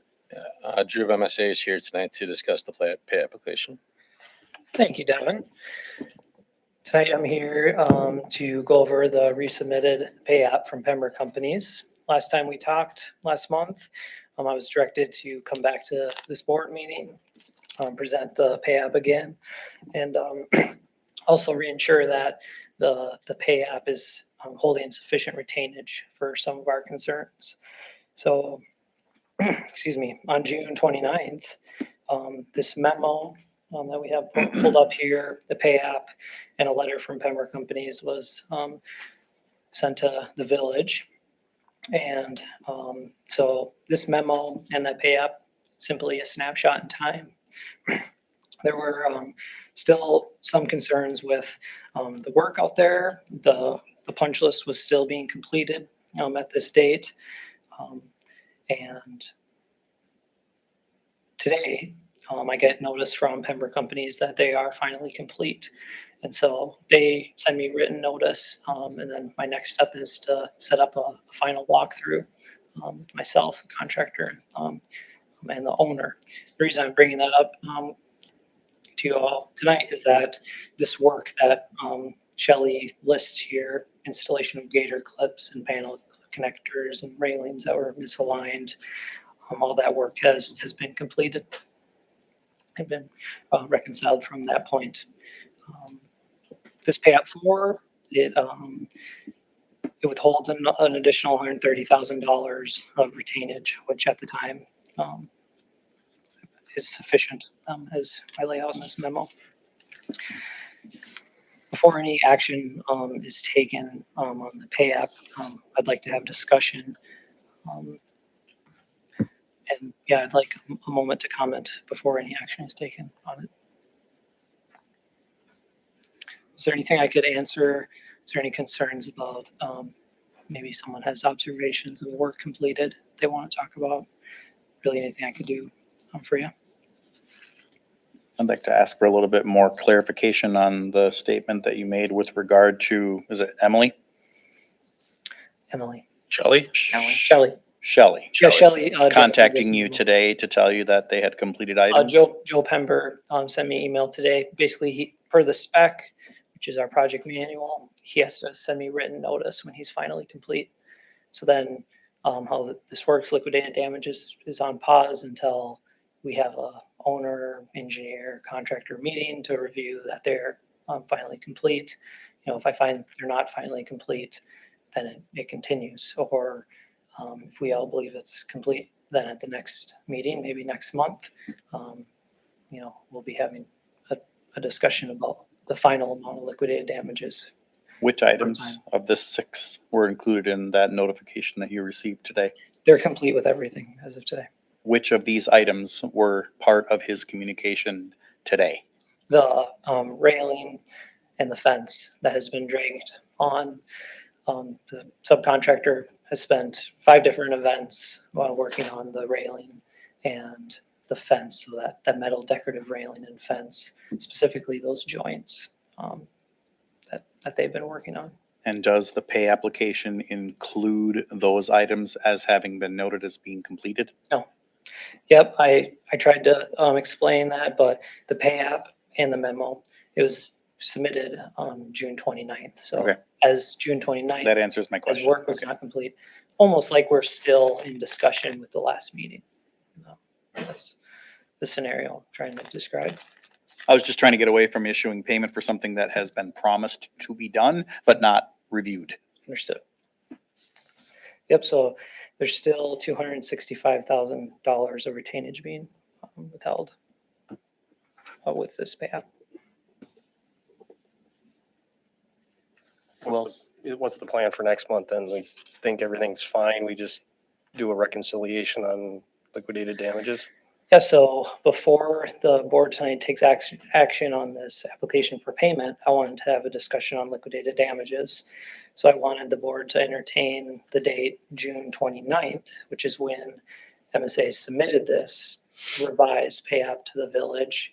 And that would be, so it would withhold approximately 14 days. So that would be from June 15th to June 29th. I said 15, I meant 14 days. So we can make a motion that recommends this payment less of 14 days of liquidated damages. That's one way to do it. I believe that's a fair way to do it, as there could have been a special meeting for this pay app. There could have been.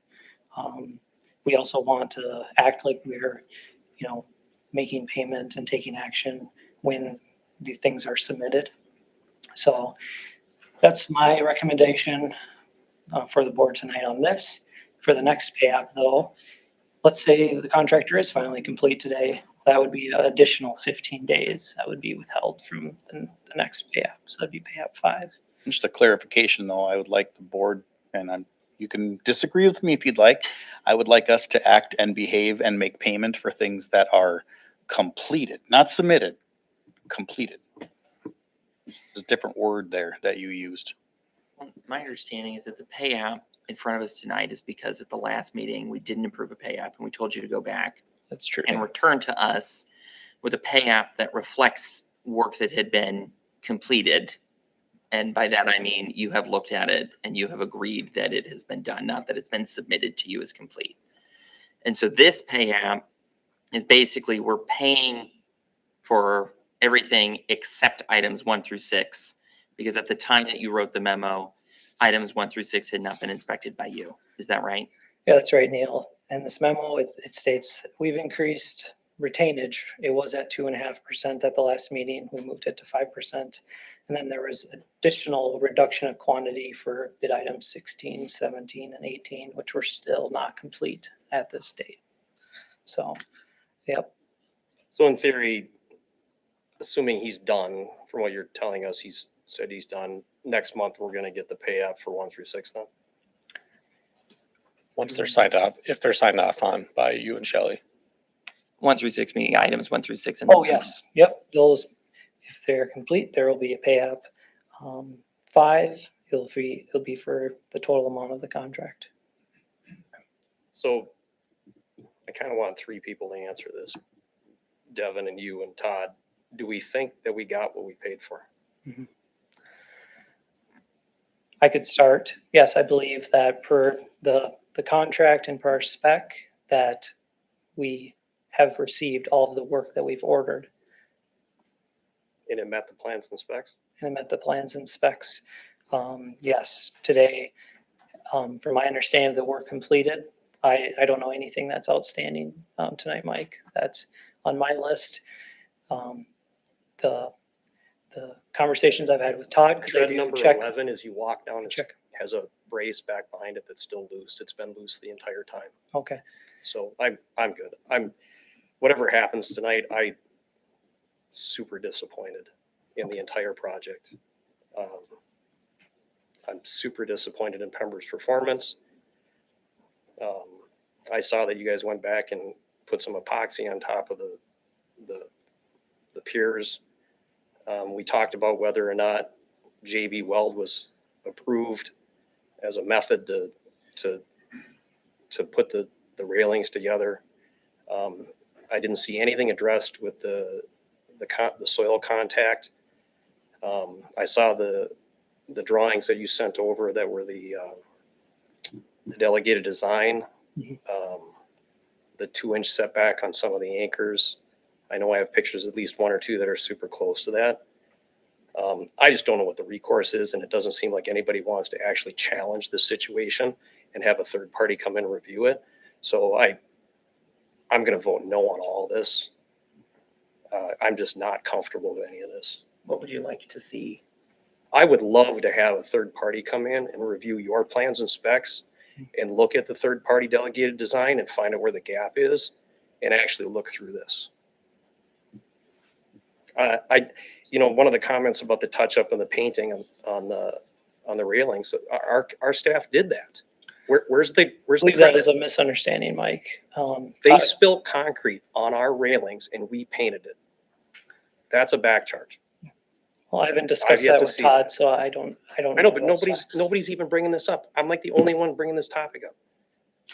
So I don't know what else to do about it. I'm gonna vote no. Okay. Yeah, I heard your concerns, Mike. Thought I've addressed most This of sends those a concerns. wonderful message to every other contractor that comes to town that says we don't enforce our plans and specs. Do whatever you want, don't matter. So that's good. I'm not looking any for rhetorical comment. The other two answer. Sure. I'm not an engineer, so I rely on engineers for this because I have no background in structural anything, so. Yeah, no, and I get it. Todd? Yeah, well, I think as you pointed out, I'm not happy with the railing situation, or the abutted joints. I do expect thoroughly. Other than that, finding a lot of it, put together. And I get it. I wouldn't expect you to be the expert in it either. I would have liked to not seen you paint the railings or have our staff do it. That clearly was a punch list item by Yeah. the contractor. I would like to clarify that, misunderstand, that was existing railing. No, Todd, it's okay. It was the piece right behind the pole base that they poured on the corner. It was not, they painted up the railing further. I can show you after the meeting. I got a picture of where they were painting at. So new. The light pole base, and Todd and I talked about that specific location with Pember there, and Todd agreed. Todd stated at this meeting with Pember there that his crew is gonna paint the railing, the existing railing anyways, and cover that up. So we brought it up to them and discussed it. It's death by 1,000 cuts here. So I'm good. Anybody else have any questions? Last time I walked down there, at the, like landing The middle halfway down. overlook? Yeah. Yeah, that middle. When I stepped right onto it, it just was really bouncy. Yeah. Is that part of Oh, Nicole. spec, or is there like a something that they missed, that they didn't like connect or something? I just noticed that didn't feel very Yeah, safe you're to me. experiencing deflection, Nicole. And on Monday, last Monday, the contractor basically reconciled that issue throughout the whole stairway. And they're waiting on parts. It took them about 30 days to get these parts, and they installed 125 of them on Monday. So Okay. maybe take another visit and let me know what you think. Just not in the afternoon. Too hot. Well, and from history's sake, we put a composite decking on there. The original decking had 24-inch on center strainers. So you're talking about like a 2-foot gap in between. And so what we were getting is some probably have noticed, especially with the composite, while it might have been rated for that, it was still beginning to sag in between those. So to remedy that, when the board voted to go ahead and redo the overlook, we're now 12 inches. And so the current Spacing deflection. the current spacing meets or exceeds. We're talking the new stair? The overlook, the old overlook. Oh, the overlook. No, I Oh, was talking the new The one. landing where the benches are. The landing, Okay. yeah, that landing where the benches are, there's, like, you can tell two distinct pieces there, and one of the pieces, it just, Yeah. like, bounce, I don't know. I'm not technical with it, because Yeah, there was I'm not an deflection engineer, but occurring. yeah. You're supposed to be installing clips every 4 feet. So as you go down there, I believe you'll see that, Nicole, if you bring your tape measure with you. You gotta give me feedback on your next experience. Okay, I will. Yeah, it wasn't, I mean, I haven't been down there since before Monday. Yep, So, there's lots of visitors but yeah. enjoying the park as, I had site visits to the job site and whatnot. Many different people. How was the 5% retainage determined? So 5% is our standard amount of retainage withheld until we hit substantial completion. So. But it was 2.5 before. Yep, so on May 19th, the contractor hit substantial completion. So then we reduced the retainage to 2.5%. But to deal with some of the concerns that we all had about how much retainage and justifying the amount being withheld, we changed it to 5%. So my same question still stands. How was the 5% determined? That there was concerns that there wasn't sufficient retainage being withheld. There was there a methodology used to arrive at that number, or was it just to throw a dart at a wall kind of thing? That's our standard practice, basically, Brad. Just 5% and 2.5%. So So it basically, in a sense, it was deemed not substantially complete, so they went back to 5% instead of 2.5 when it's deemed Yeah, but- substantially complete. Why not 6? Why not 12? Why not 20? Why not 4? Like, Those numbers are pretty common, 5 is in the contract. 5 and 10. But yeah, once you get closer to the end, the number usually gets reduced because they assume it's just miscellaneous punch list little things. industry standard would Yep. have been a sufficient reply for that, I guess, then. I guess the thing that makes me nervous is I'm not an engineer. I don't know what metal's supposed to touch what or not. But I think that fundamentally a significant amount of public money has been put into a project that is supposed to last for a long time. And as I said at the last meeting, I think my confidence in the review has been shaken. And what makes me nervous is that I think if we were to run Mike's concerns like out 5 years, that there are problems that come because things were not done quite the way that they had been intended to be done. And I'm struggling with how to manage that concern because I think it's valid. And I think that it feels like there was a rush to completion at the end, which is a rush that we prompted rightly because the project wasn't proceeding properly. And so I do feel stuck about how we can, in these waning weeks of the project, do what we can to ensure that the long-term life of this thing hasn't been compromised in some way. And it's beyond any specific tread or any particular instance where something's not been done right.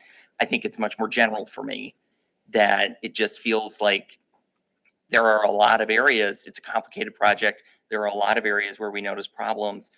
There could very well be things that we didn't notice that could become a problem later. And so I asked the question of Mike, like, what would be his preferred route forward? And I guess I'd put the same question to you all, hearing the concern I'm expressing. What would be a rational way for us to try and make sure that we've not really foobarred this in a way that in 5 years is going to become a long-term problem? Because that's my anxiety.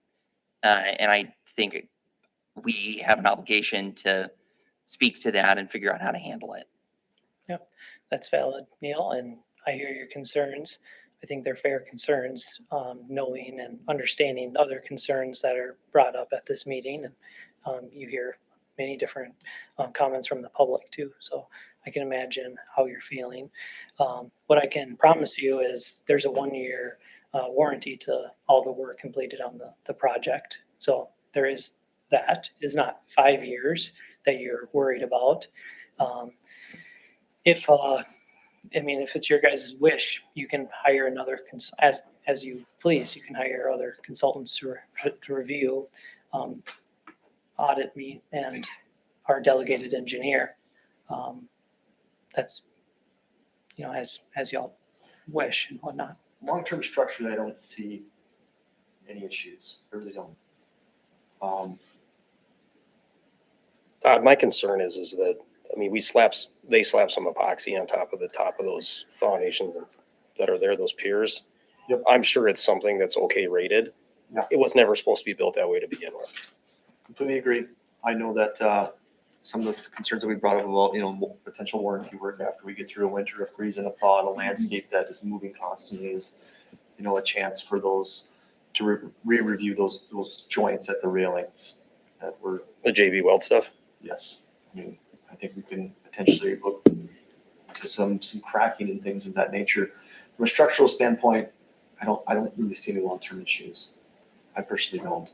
I know there's going to be a lot of wear and tear with the hundreds of people that are down there weekly, if not more. You're never going to be able to differentiate general wear and tear and public abuse from something that's maybe contractor done, Yeah, I'm happy to see, you know, the amount of clips that are now in the crates and things like that. I mean, I know that's gonna be a periodic inspection for the department, you know, as the years go by. These clips, are they just to hold that tread down? Is that what they are? Yeah, they hold the treads down.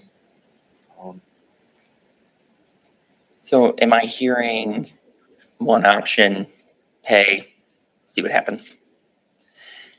Another option would be to not pay, spend more money getting someone to come in and review, right? Like if I'm describing extremes here, Well, tonight, that's, do you see where I'm driving here Yeah. of like what? I will say they're requesting for work that's been paid and it's been excess of 30 days. And because of that, you'd be opening yourself for potential litigation. Okay, so then let's set aside the payment thing. My question is, like, as far as our lack of confidence in this, the route available is to spend money hiring someone else to come in and review, essentially. yeah, if you believe that we didn't do our job, I'm standing behind all the work that was done and reviewed, and can provide all the documentation that's required as necessary. So, and then, you have many different engineer stamps that have sealed all of this work, Neil. So all of our licenses will be on the line if you're mistrusting us, filing a claim towards us. There's a detail in that delegated design that showed a double nut scenario. Do you know where that was used? Double nut for the foundation base. It had to do with a bracket going on to, I feel like it might have been like a stair tread landing. Could look into that, Mike. So I'd actually you don't even have to look into it. This thing was not built. So some of your concerns Per the about anchor plans bolt and specs. clearance, the structural engineer actually reviewed each mounting plate location. I saw those Yes. drawings. They don't look anything like what was built. So am I missing something? Did he go back through and re-review that? I got written email from them saying they've reviewed all of the clearance because Pember surveyed the top of concrete everywhere, and at all locations they're meeting the required spec for how many anchor bolts are tied to a plate and the required clearance. So I know there's 4 anchor bolts that are shown on many of the plates, but the structural is saying only 2 is required at the worst case scenario. So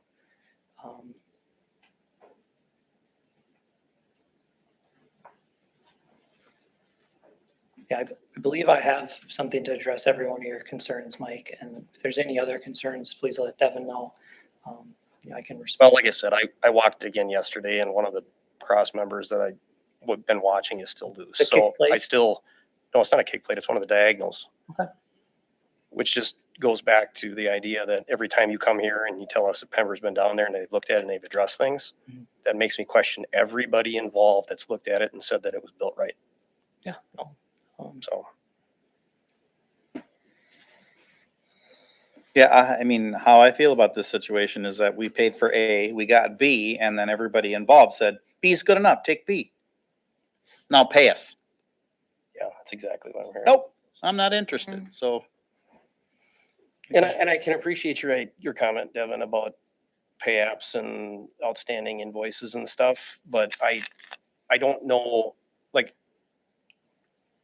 Drew, there's a gap here between engineering licenses. And I feel like MSA is taking on some ownership of some of the scope of that other engineer, the delegated design guy. You review their submittals, yeah. Yeah, and there's gaps in between. Like, I feel like you've almost approved some things that that he may impact and stuff. It's just like, and again, at the end of the day, this is going to be 20 years down the road, and who wants to actually end up in litigation over one foundation? Nobody's going to remember this, and the next version of Todd is just going to fix the problem. So is this really a monstrous deal? No, probably not. But Jesus, can't we just build it right and hold them to some level of building it right? Because apparently nobody's interested in doing that. You guys, this lady's name that's on there that says that she's been out and looked at it. God, I hope she's never a licensed engineer. I see. Yep, I have a team of people that aren't engineers that do help me with paperwork, Mike. Yeah, I'm sorry I'm sorry the team didn't meet, your guys' standards. I heard the They, comment from. they didn't meet your standards in your own documentation. You guys write hundreds of pages of things telling people how to do things. And you're like, good enough. I don't believe that's what I'm saying tonight, Mike, but. That's what I'm hearing. Can we modify this before approving? If you have clear enough reason about what you're deducting and where and why, you can offer a partial payment. I'd bank it on the idea that I could walk down there right now with us and grab a bolt and unscrew it. I'm interested in maybe moving the retainage to 10%. I don't, where are we gonna go after 10% though? What are we gonna do to make sure that the thing is, that somebody actually scours the plans and specs and verifies everything that's It's the there? message, I think, more so than anything. Yeah. I guess my larger question is, if we were to have someone go and scour the plans and specs, are we prepared to deal with the aftermath of those answers, including up to and including redoing footings, redoing things? Like I'm sensing like a two-pronged feeling here. One, we're upset, but two, we're not very excited about the idea of dragging it on. Well, the problem with that is that if So- you have them inspected and they're found to be insufficient, then what? Are you trying to ask the original builder to remove a footing and reinstall Yes. based on another engineer's recommendation? That's gonna go to court. That's what I'm asking the board, though. Like, I think Yeah, that's the we're- question here. We're on the cusp of that conversation, and I don't know that anybody here wants to, I feel like it's gonna get swept under the table. I don't know what that means. I don't know that yeah, I'm good. Is there a history of things like this happening where we contract somebody to build something out, it doesn't quite go out the way we want it to go, and then we end up in this? I do this Monday through Friday, and I'll tell you, if I built something like this and it wasn't right, I'd tear it, they'd make me tear it out and put it back right. For sure. There but- wouldn't be there'd be very little compromise on is it right or not? Well, I'm just wondering, is there a track record, an ongoing thing where things aren't built the way that they're This is supposed a to? unique project, so it's hard to For this town, probably yes. find a comparison. In construction, no, it's not uncommon. I mean, if it's a one-off thing, I can see maybe making sure the right eyes are on it to make sure that everything's checked, satisfied, which so far it hasn't been. But if it's a problem that keeps happening, if it's structural mishaps or like you said, loose bolts or just things not being done the way that they were promised, then maybe we should look at hiring an outside contractor or an engineering to take a look at it, put another set of eyes on it. But I don't know the history. I don't know if that's a thing that we have put up with before.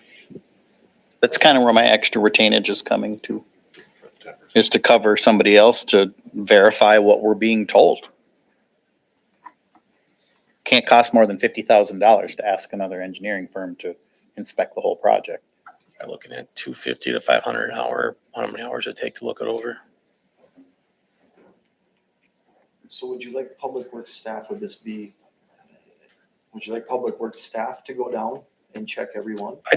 I don't want, no. I mean, I personally don't want you to do it. You're not the expert, and I don't want to see you spend your money. You're already strapped on a budget. No, absolutely. I just, Or time. no, Yeah, absolutely. you don't have to, But- you don't have time. But obviously, this is a Yeah. critical item and a serious issue.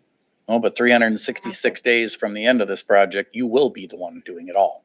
Correct. So I'm wondering if that might bring whoever. It makes more sense to have you walk with a third-party engineer. that.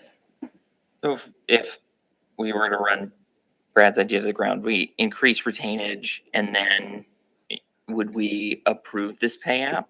Or would we? With a 10% With a retainage 10% and those retainage funds being used to verify to hire the someone to come engineering in statements, yes. and make sure everything's accurate? So we'd hire another contracted engineering firm. Is that the motion or? do we- Yeah, at their expense, which is why we're retaining it, yes.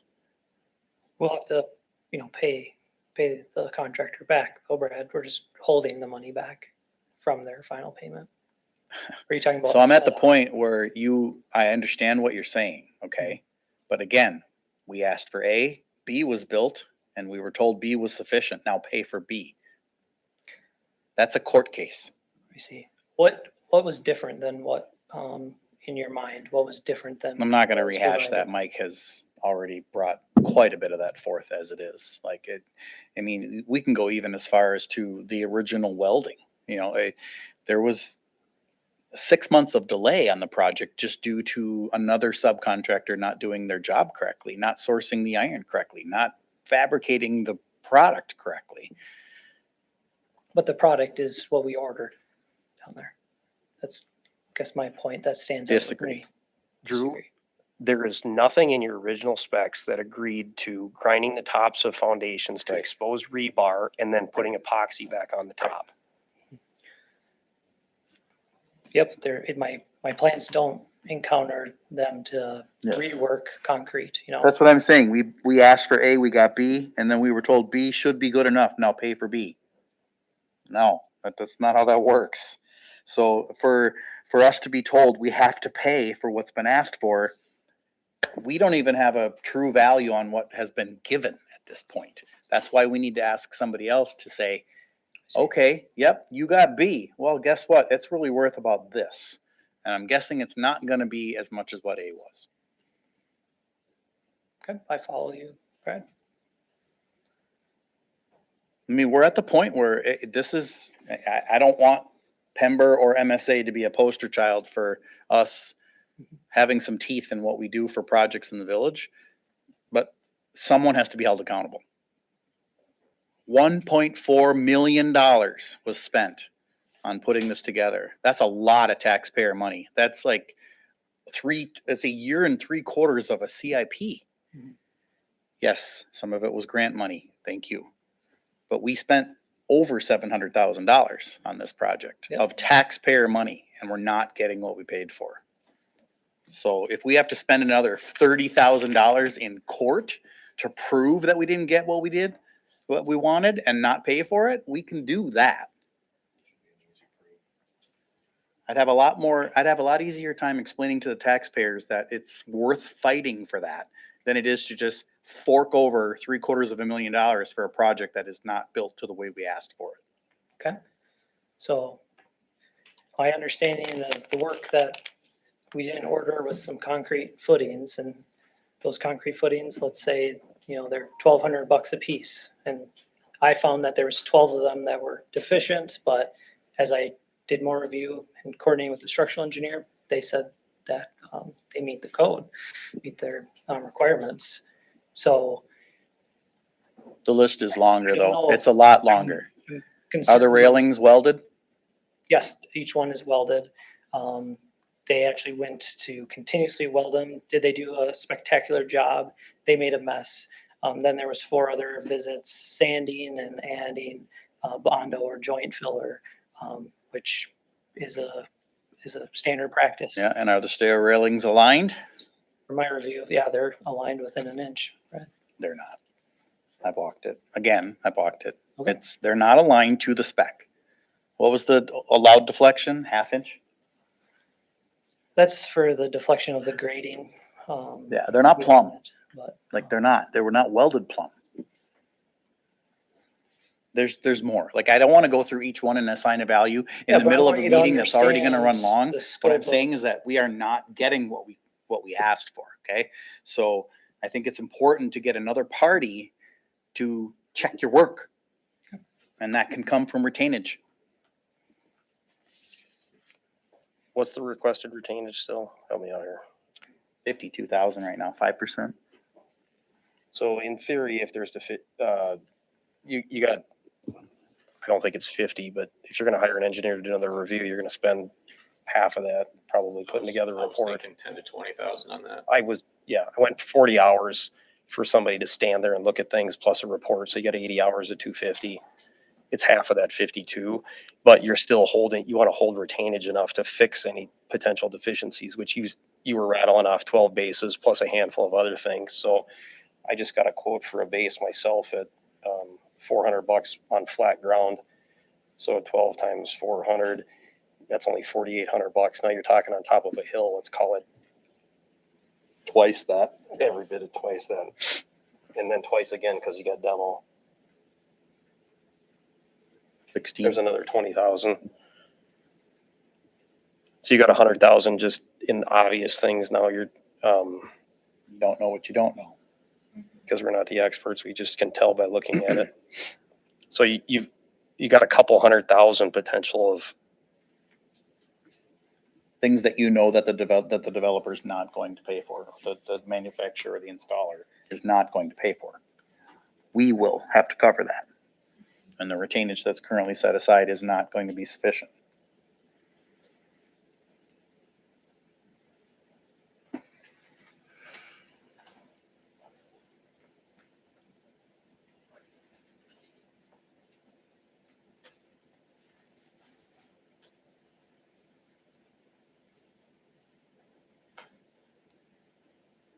How long is it gonna take if we ask someone else to review it?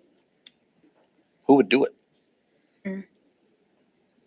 Do you want the contractor to have hire a company, or do you want the village to hire a company? Because, I mean, Separate question I didn't even think about. Would Pember be the one that we? no, you don't want No, the you fox don't want watching the that. hen house. No, 'cause well, I then mean, you it still never has to know. be, the plans will still have to be stamped by an engineer, so I either way. honestly don't. So realistically, the easiest solution would be hiring a firm like SEH, who we already work with, to look over. But like I said, then we're hiring 2 contracted companies to look it over. I'm not saying it should be Eric. A big company.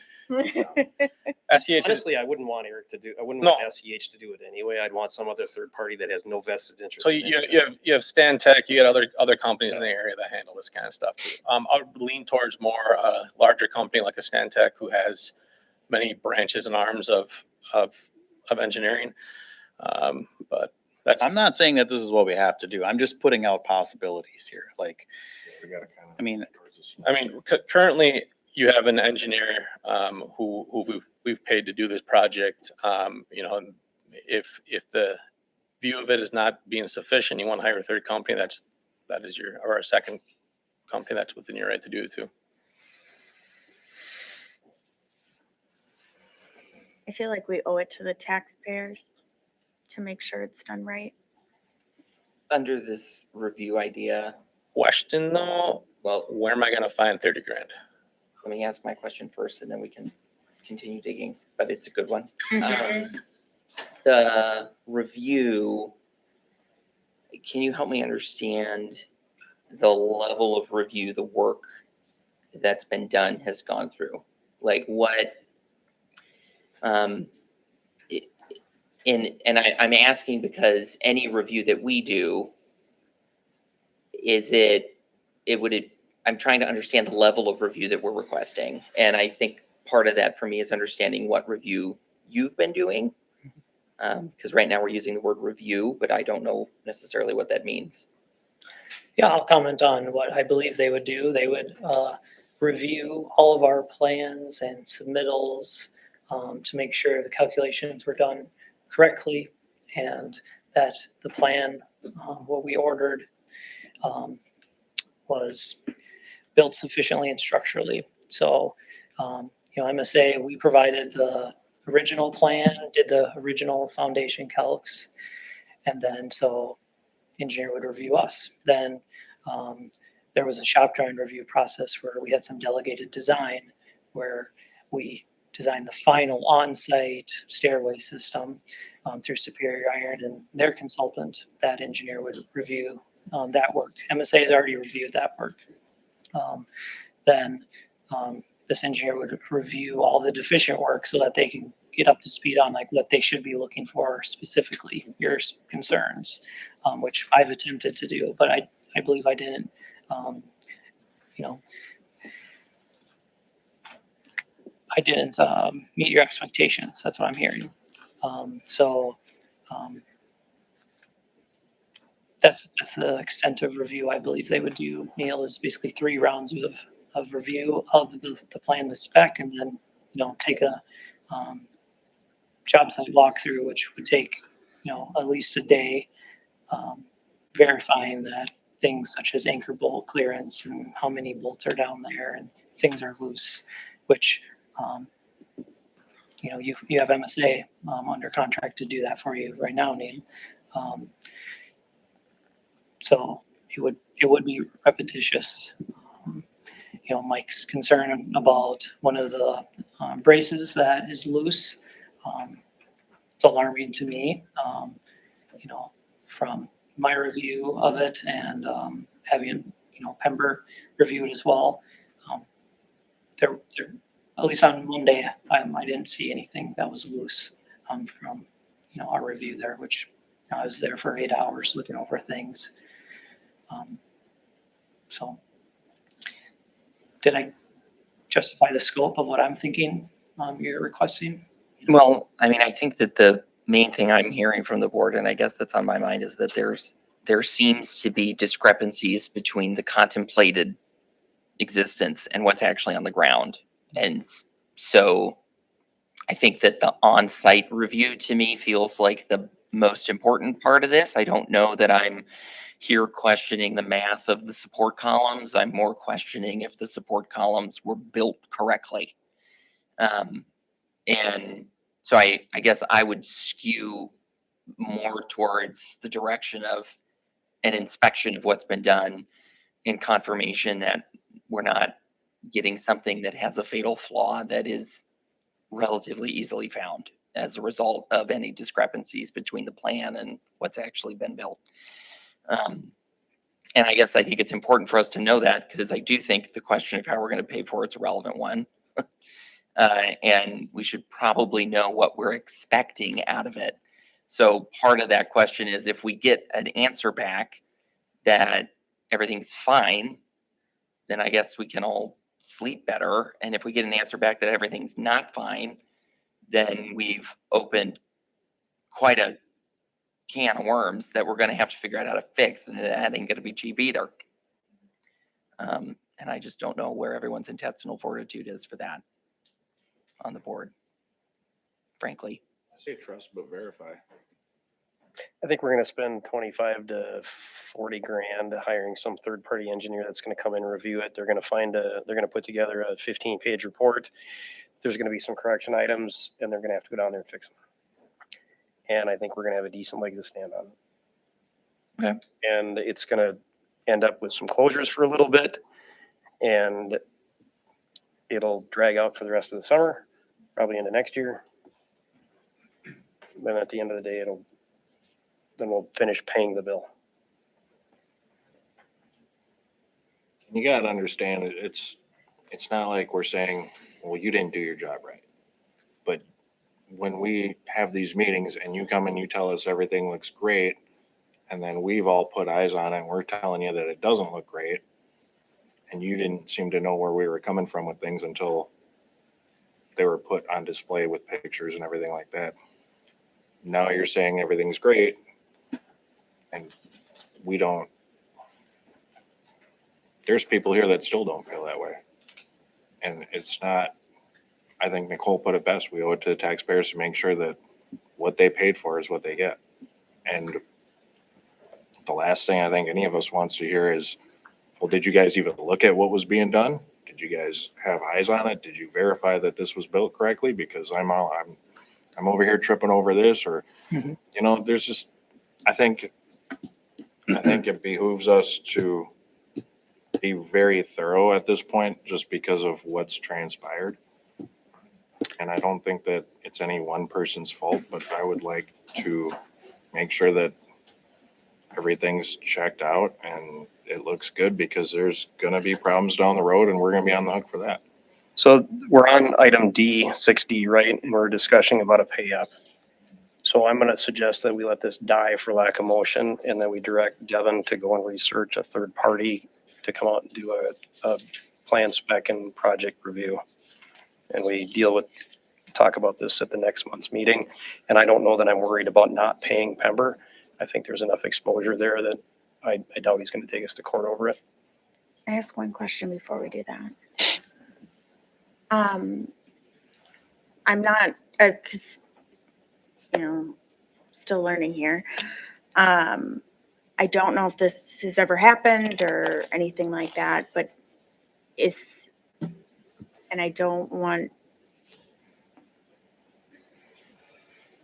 I wouldn't be there to like voice concerns or anything, but has anyone from the board ever been like gone to one of the like overviews or the like Punch list walk? yeah I did. walk or anything? Yeah, we did it. Can we? Yeah, I was at the punch list walk. Okay. we pointed out many, many, many things. Okay. Can we just be aware of when those happen so that if we can attend, I would like to attend that. Yeah, And cool. I don't know exactly what I'm looking for, but I know what doesn't feel right. Yeah, we can have discussion about anything at the time. Yep, there will be a final completion walkthrough set up shortly. Devin will be invited and Todd and Devin will forward that to you, I assume. Okay. Get to your concerns, Tony. I hold myself to a high standard. I have lots of pride for this community, and I want you to know I try to be as honest as I can within this spec and all these contract rules that I have to follow. So regarding this pay app, it is still, I believe, in the village's best interest to take action on this pay app, as at the last meeting, you voiced concerns about this pay app. It has been resubmitted. At MSA, we've explained the retainage and the amount being withheld from specific agenda items, laid out that at that date, there was sufficient retainage being withheld.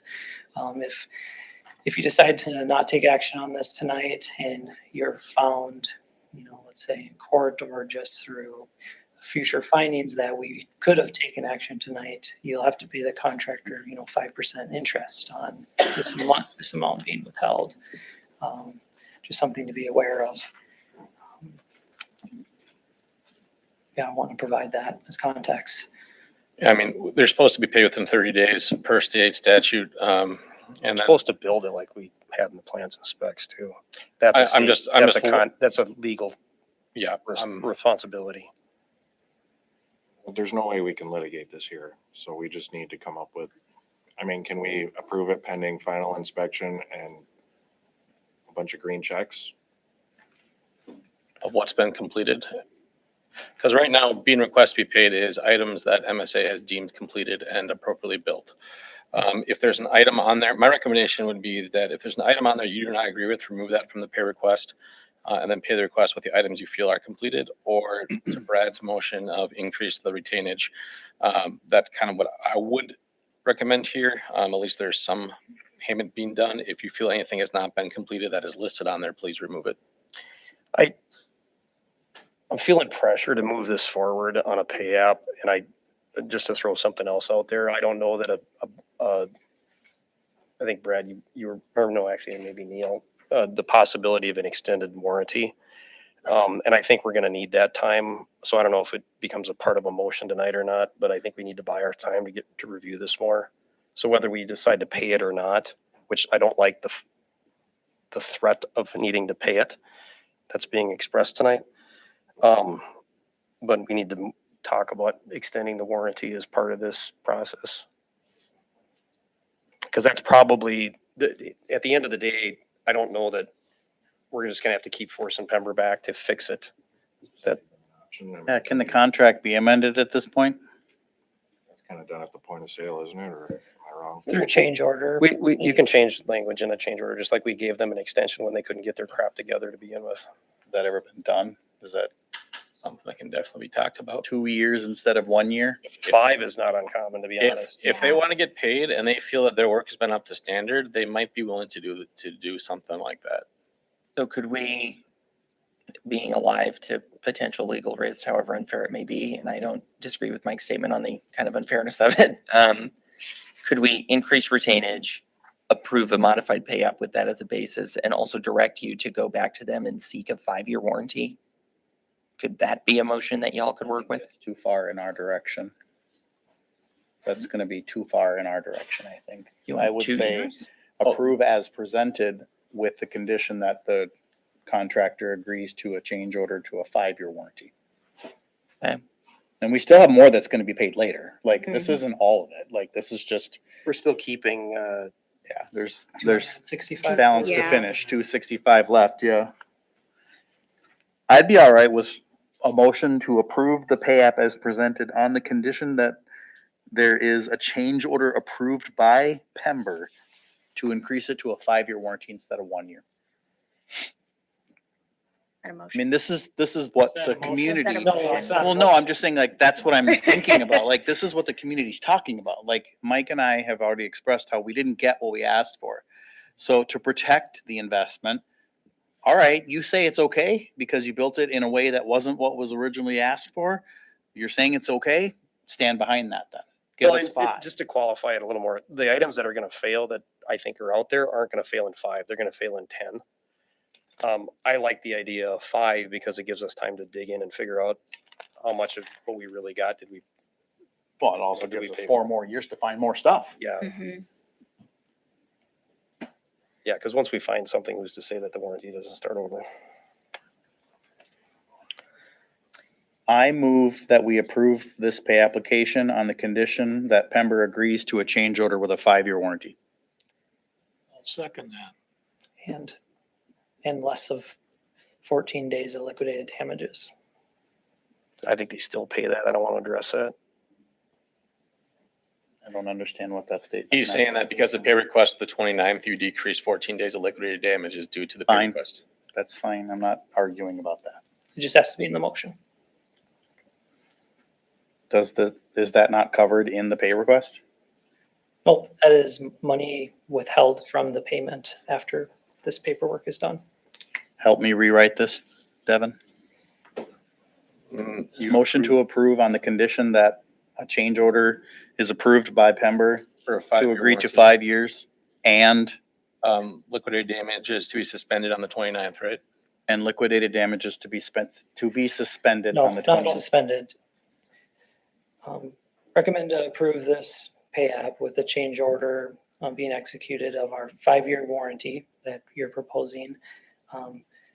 In the amount less of 14 days of liquidated damages, something like that. Less than 14 days. Okay. And that puts the deposit. There's no pause, the Okay. pause is today. They have given me written notice saying they're finally complete, pending our review. Okay. So, I know that's confusing. Does this motion make sense to you, Carrie? Poor Carrie. Atta girl, Carrie. Does that still jive with your second on the motion, Arvid? I will still second that motion, yes. All right. We have a motion on the floor and a second. All those in favor say aye. Aye. Aye. Opposed, say no. No. Motion passes 5-1. Thank you. See you next month. Thank you. Thank you. All right, next up on the agenda, 6E, discussion for amending chapter 219, 29E for political signs. Yeah, currently, chapter 219, 29E requires that political signs cannot be out in your yard 45 days until the election. There has been many court cases regarding this deemed as, that is, kind of restricting your First Amendment right for speech. This was brought forward for me by Board Member Sign inclined to be on tonight's agenda. Tonight, we'd be looking for direction from the board to possibly amend this section of our code. It would go before Planning Commission for review and then back to the board if they recommend it. I move that administration prepare a draft of this to be considered by Planning Commission. I think it was a huge waste of time for our village resources to even enforce this, considering we can enforce some of the other ordinances we have. Agreed. So there's a motion and a second. Yeah, Yep. you're speaking in favor of it at this point. Oh, sorry. When do I get to speaking against it? You want to, if you don't want the code to be changed, you would say, I'm against I this want motion it, for this reason. I want it changed. I want And it you're in omitted. favor of the motion. No, it's what. Yeah, it is. my motion is to direct Oh, administration That's to what it change the is. code and put it before planning. Because that was my recommendation, was to. As long as it includes nothing moving forward. That's probably what the change will end up being. Okay, Yes. perfect. Then I'm speaking in favor. Is there any other discussion on the motion on the floor? I'm in favor because I think it blatantly violates the First Amendment. Thank you all. I do want to add one thing though. We still want to retain the right to remove anything that's in the right of way or blocking traffic. Yeah, that's can be discussed at planning I commission. feel like that's a different ordinance. I'm in favor. Although I don't know how long you would want a political sign in your yard anyway, but it's your yard. Any other discussion on the motion? All those in favor say aye. Aye. Aye. Opposed, say no. Motion carried. All right, item 6F. Ordinance 2605 to amend chapter 215, which covers the traditional neighborhood development district, which only includes Gateway Meadows, Yeah, I was gonna say, how much history you want me to dig into for this? to allow condominium classifications with setbacks. Let me, before you start, because I have wrapped my brain around this now. If you've ever watched the Beverly Hillbillies, there's a beginning of that show that, let me tell you a story. The story here is that chapter 215 was added to the Osceola Village Code for one reason and one reason only. And it was to add something called a traditional neighborhood development. We don't do these anymore now. We do something called a planned use development. If there's a developer that's going to be putting up a large group of housing, they're going to seek what's known as a planned use development, a PUD. The traditional neighborhood development design, which was embodied in code, was another way to get this done, but it also requires that anytime you want to make any changes to anything related to Gateway Meadows, it requires a change in village code, which requires public hearing, going before the planning commission first. What's before the board tonight? Part of Gateway Meadows involved a portion that was eventually going to be developed into condominiums. It was platted with the county. So the setbacks and everything that this is discussing were related to plat that has already been filed with the county way back in 2008. 2004 is when the original. development was 2004, okay. The part of the work that wasn't done was going back and amending village code to put in the setbacks that related to that plat. And it never got done because 2008 hit and everybody said, we're not building any more houses right now. And it just died, okay? Village board never bothered to go back and put the setbacks in for the condominium portion. We're fixing that now because there's some interest in putting condominiums in that portion of Gateway Meadows, and it has to be done through this process. We have to amend our village code, which is this one portion that deals only with Gateway Meadows. So that being said, Devin, if you have more color that you'd like to provide for this, So that is exactly what I was gonna say. that's what's currently happening. There was, the planning commission did recommend moving this forward by a vote of 4-2. Some of the concerns that they did mention was that this would be a way to shoehorn this type of set development into village code otherwise. I did find a way to allow that not to happen by saying the condominiums only will be allowed in Gateway Meadows. So that way, if 215 is ever applied again, condominiums not be as, that was something I did look at in order to appease some of the concerns that there was. The plan going forward with chapter 215 is try to find a way that this is never used again in the village, that this would be the only allowable 215 development currently that we have. Mike, do you want to share some of the concerns? That you was had? Dennis. So Dennis and I voted against it, and I think just because it felt like it was kind of a last minute conversation, we just didn't have enough information. Yeah. And the idea that there was nothing really preventing it from getting used anywhere else. So, and that's what, that's conversation I gathered why I added tonight as something that I think was kind of the issue that they're having. With that, you see kind of how it lays out. What it allows is five foot setbacks on the side yard, which would create 10 feet between each homes. With that too, though, there was a worry that the side setbacks might create an issue on the end lots, which abut city streets. That is not the case, as you have right of way, common area, then property. You net 20 some feet on the corners, which is some of the issue like the fire department had on the other Clearance to get development in south of and- the airport. So the buildings are set back from the corner and 5 feet. While it sounds like a skinny window, you still have the adjacent 5 feet and other utility setbacks and stuff. So Kim brought up another concern about parking off of the main road, road, which I think what was this, like 20 feet? And He he's was, like that. but it was also failing to neglect the 10 feet of common area from the street to the property line too. So you're netting 30. So it's Yeah. 30 feet. So, won't be in the and then right- also yeah, the you won't streets be are in the all street. private. Also, there's no public streets in this. All the streets will remain private. The common area is maintained by the association. The fire department's concern was that if there was a lot of street parking going on, that in the winter, when you have snow, then you got a vehicle plus snow and you have a very little drive lane to go through. But again, they're private streets, so it's on the developer or the condominium association to make sure that access remains, or they run the risk of not being able to get a fire truck to the burning house. And So, Kim had some other concerns, but I think he felt like it's Yeah. already been platted. right. So there's some context, like it has, we should just be okay with it. And the fact that this has been platted means that the developer could just start proceeding without these setbacks in code. Putting it in code basically just means that the i's have been dotted, the t's have been crossed, and we don't have to worry about fighting a court case when they start building on something that's already been platted. Yeah, so a few things this adds. It adds condominiums as permitted residential uses within the traditional neighborhood district. Create dimensional standards for condominium developments, which are the setbacks that we talked about. Allows condominium lots as small as 0.1 acres. All the lots in the development are 0.1. So that would allow that to happen. Reduces minimum side yard setback to 5 feet for condominium developments. Requires a minimum 3-acre condominium development. What that means is you can't just spot zone a one home, say this is a condominium on 5-foot setbacks. A condominium has to be created in a 3-acre parcel. A group of, Which there's only a few areas that this would be allowed within this development anyways.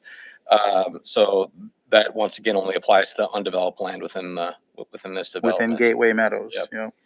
Requires common improvements to be maintained by condominium association, which would be the public road and the grass. And then limits new standards to be platted traditional neighborhood developments, which means that this would only apply to the Gateway Meadows development, which I put in the code. That's the part that you added, and that's the part that prevents it from being used elsewhere. So if someone deemed, if they wanted to use, if someone came to me tomorrow and said, I want to do a 215 development, I'm going to first say, no, let's do PUD. But second of all, they wouldn't be allowed to condominiums because right, the code would say so. Right. At what point do you just get rid of that code article? That's something I'm going to work on and see what I have to do to do it, or if it has to live in there forever, given Because the the Gateway's development. Because it's Gateway's there. development. Yeah. But if we can just allow it to be there and there only, that's something I'm proceeding down. It needs to be in the code because many times our building inspector calls me or emails me and says, I have a question about Gateway, and it involves It governs land sales too. Yeah, that makes sense, that once it's built, you have to keep the guardrails on board. Yeah. So we would be looking for a motion to adopt this ordinance. This was recommended by approval by a vote of 4-2 by the planning commission. I like your changes, so I'll make the motion to approve it. I'll second. I heard Neil. Is that because he lives there? We have a 3 years motion for and a housing. second to adopt ordinance 2605. All those in favor say aye. Aye. Aye. Opposed, say no. Carried 6-0. 6G, animal control contract renewal. Daryl's asking for an increase. I see no reason not to accept it. It really has freed up time from our public works and police who were previously doing it beforehand. We scroll it. back charge If there's a way to, yes. Otherwise, we pay him. I make a motion, we approve this contract. A second. Motion and a second to approve the new contract renewal. All those in favor say aye. Aye. Aye. Opposed, say no. Motion carries 6-0. 6H, speed study on Highway 35. Tonight is to make it a formal request to the DOT to do a speed study. I already have the letter drafted. I didn't want to get ahead of myself and post it unless you guys were to approve it. But what basically I'm saying is the amount of development we have proposed along the 35 corridor in the next 10 years should warrant at least a speed study, or at least to get it on the DOT's radar that we plan to do all this development. Currently, with Quick Trip coming in there and all the homes along Ridge Road that are happening, there is going to be a flux of slowing down there up there too with the D&K commercial development too. Unfortunately, speed studies are not always foolproof. I've been a part of 3 in my career. two of which have maintained that certify the speed was correct, because what they do is they go by the flow of traffic, not by what they feel it should be. So if people are driving 60, they'll confirm that 55 is the correct speed. So I've done 3 in my career, 2 of which confirm the speed, and the other one, they actually raise the speed limit 10 miles an hour. So I'm 0 for 3. Not what we want to hear. But I want it to be on the radar of the DOT that to explain to all the development that we have. With development comes, drivers do slow down with development because it kind of draws your eyes away from the road, which causes traffic to slow down. And the more we can get this in front of the DOT and saying that there's potential for 240 homes out by the airport, you have the commercial development happening next to the auto body shop, the hospital is expanding, J&S is expanding, there's 60 units out on Ridge Road, Quick Trip is busier than ever. I think there is a case that traffic is slowing down in front of Quick Trip, because we all agree that the 55 to 25 is a harsh changeover. I know. We want to do that. I know AJ could sit up there all day long and get tickets because no one's going the speed. So To be devil's advocate here, if we ask this to happen and it's like any government organization, it's gonna go through process and we'll see it executed next summer, which will be in the midst of a construction project. They spend a month or two measuring traffic and flow, and then they come back and say, yeah, it's been impacted by the bridge, and they discount it. Not that I don't think this is a great idea, but is now the right time?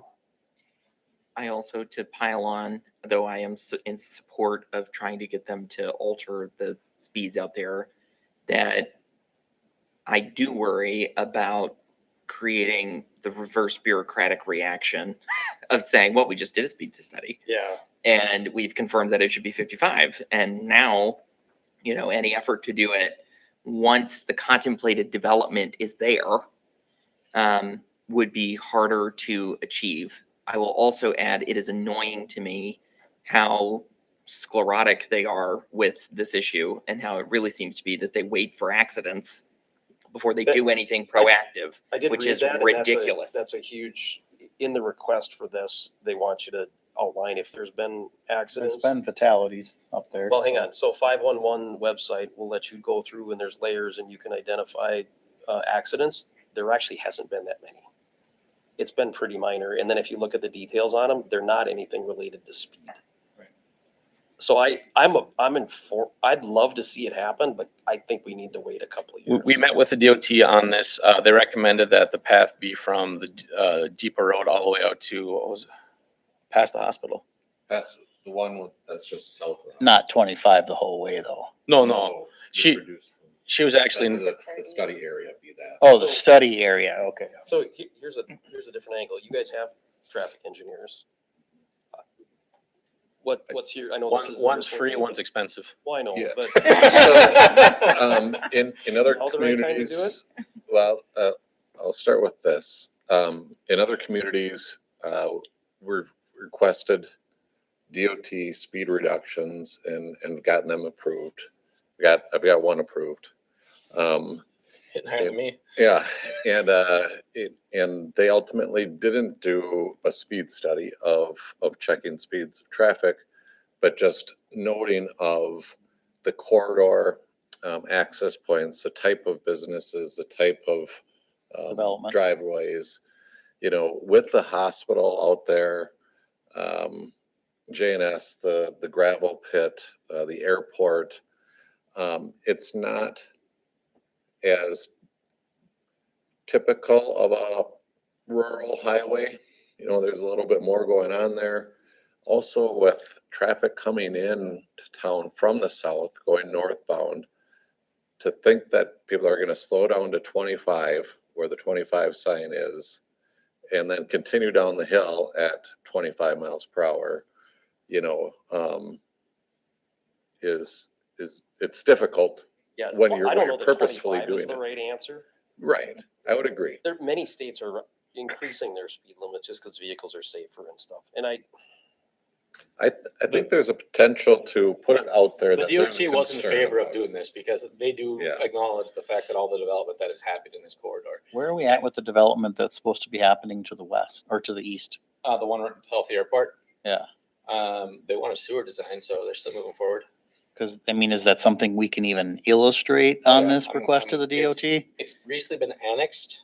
for the Okay, village it's been form. annexed, which means that it's underway. I would say that that one would be the thing that allows us to have a really compelling argument to bring it down to 45 at the hospital, 35 a Quick Trip, 25 at the top of the hill. Yeah, that's something, and the DOT was totally in favor. We met with them to discuss this as a standalone issue.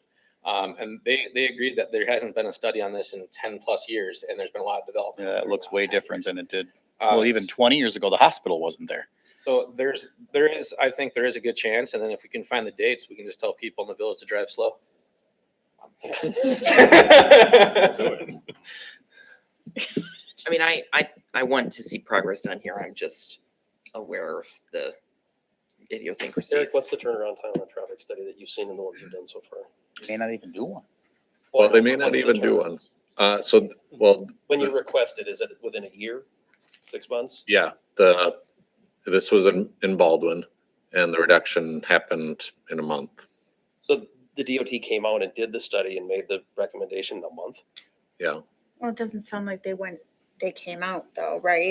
they Or came did out they? and reviewed the corridor. They didn't do any didn't do traffic any counts or study. Yeah, they didn't do no any study. They just went and looked at it. Examined the and- corridor and said, yep, that looks good. We're putting But signs up. does it make we sense agree for with us to you. request a study, or should we just say, we're getting busy Let them and tell y'all us. should It do was, what it you was did the in Baldwin? language she Tell us that, requested right? was this, and that's what I'm saying, like, Okay. that's. I'll formulate the letter however the person we talked from the DOT requested. Well, I mean, do we need board action to request you to write a letter? I like the board action, because then I can say board requested. Oh, And I'll suggest we authorize the village administrator to submit a formal request to the Wisconsin DOT. Yes, it has more backing. I wish we'd wait here. Again, and ask again. well, I know, but I don't want to cry wolf too many times and burn it out either. I don't I think think we're there's a crying- valid argument. I don't just think that they're know. gonna say I no, don't think honestly. we're crying wolf. Yeah, this is This real. is, This is realistic. yeah, this is and realistic. reasonable. It needs to, they need to look at it. And that's why I'm in favor. Yeah. Okay, anybody else want to speak on it? Did the bridge over 243, did they change the speed limit on there a few years back? It's been 45 for a while. Yeah, I don't, Wasn't it 35 before? I don't think so. I think it's always been 45 at the bridge. Never seen anybody enforcing it, so I can guarantee you I didn't pay attention. Stady was there 2 days ago. Oh, okay, well. Minnesota too. We have a motion and a second on the floor to direct administration to write this letter to the DOT. All those in favor say aye. Aye. Aye. Opposed, say no. Carried, 6-0. 6I, Minger pay application for the Bluff Tower Main project. Eric, you got these. All right, so this is a Bluff Tower water main project right by the mill BP and Busy Bee, replacement of the water main from the highway up to the tower. This pay application specifically is for the water main going up to the tower, basically west of the gas station. Everything has gone pretty well.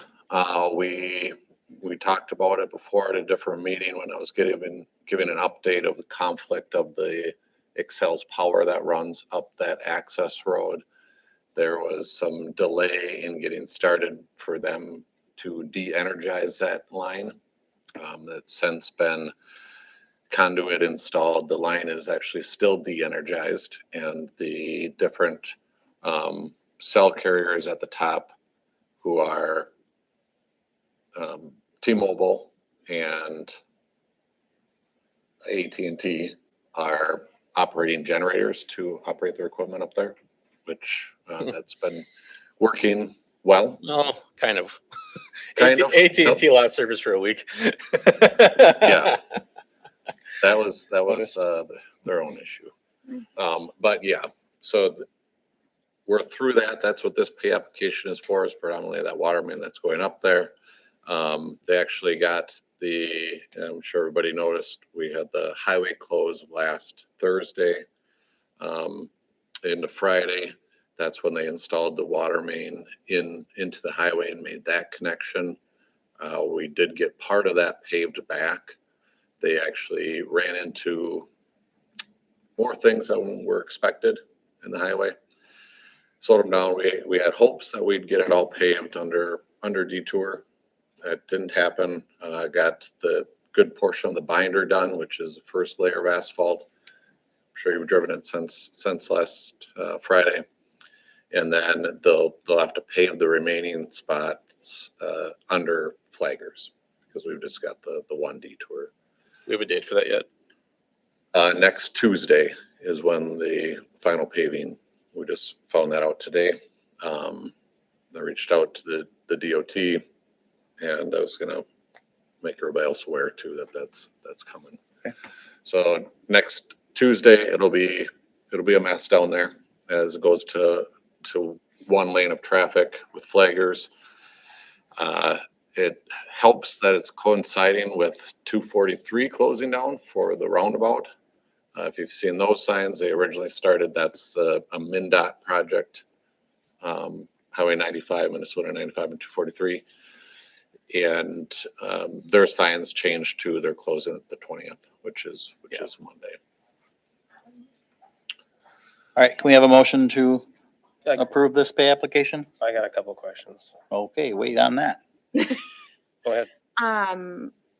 So are we still talking with the business owners about what's going on? Because I know Busy Bean did have to close early one day. They did. Because So, of the traffic there. yeah, so it's daily. Actually, Mitch, the operator and co-owner of the mill was gonna maybe be here tonight, and he's appreciated the communication. He's disrupted a little bit more because they're working right at his driveway there and on the south side of his building. But yes, I've been talking to Wendy from Busy Bee, keeping her updated. And the day that she closed early was the day that we had the road closed. And we had thought that there would be the potential to get traffic into her driveway coming from the south. Would determine that that's just not a great idea. And physically, the way that construction was happening there wouldn't have been space either with the equipment. But who's to say people wouldn't then use that as a potential shortcut to try to avoid the detour as well. And so we had traffic. We made up a couple of signs to basically go backwards through the drive-through. And she opted to close early that day. I was able to go there on Friday morning though. I pulled in on the south entrance and just kind of did a Y turn and came through the drive-through. Yeah, it seemed pretty, I was there from 11 to 4:30, 5 o'clock on Friday. So basically their open hours while or on Thursday, excuse me. And people were coming in, and I don't know if it just wasn't as steady as she had expected it to be, but All things considered, the 24 hours, I think, was the best solution. Yeah. I want to say Mitch was grateful for it. He sold a lot of burritos from what I heard. that place. So I had some good ended up things. indirectly knowing one of their superintendents, and they commented many times on the burritos, I guess. They're good. Yeah. What was, you mentioned they ran into some unknowns out in the street. Was that like a sewer main and stuff? Abandoned sewer main. There An was abandoned sewer main there and was then a couple of a storm connections. sewer that we Yeah. found almost right away. That was like right next to the pipe that we needed to connect to. Ralph was even out there. He didn't know what it was. We decided to cut it open, look into it, and we all determined that it was an abandoned pipe. We suspect that when there's a newer 48-inch storm sewer there, that smaller line, which was 15, 18-inch, was abandoned at that time. It always makes you nervous abandoning something that you don't know, but looking down both ends, it was collapsed to the south and kind of turned to the north we couldn't find any manholes it was connected to, couldn't, yeah. So that was That, first that thing. speaks to Rick's, work trying to GIS everything, because that's how you find that stuff and you start marking it so you know when you run into it. So it wasn't anything that wasn't, it was old abandoned things. It wasn't just a, Right. So we were able to abandon it or leave it abandoned. I know they weren't working all night, and I would expect on a 24-hour shutdown, they would take advantage of it and try to get more stuff done. I know it lasted 25, but they're also not done. You talked about flaggers. Bring that up again, because they were running a payloader over there yesterday at 4:30 in traffic with no flaggers. A full payloader just running around rampant in that intersection. Mm-hmm. Doing a great job, and traffic was flowing very nice. His head But was that's on a not what we swivel. asked for either. Yeah. Yeah. And there's gonna be, it seems like it's going smooth enough, but I'd say, again, there's a traffic permit. You know, there's requirements. I'd like to see them follow up with it so that we don't run into a problem. Well, everybody can go to Busy and buy a coffee from Wendy in the next day or two to help her make up for the 4 hours that she had to close. My daughter lost the second half of her shift that day too, so. She was the one that was on duty when they closed. She's like, I only got 3 hours.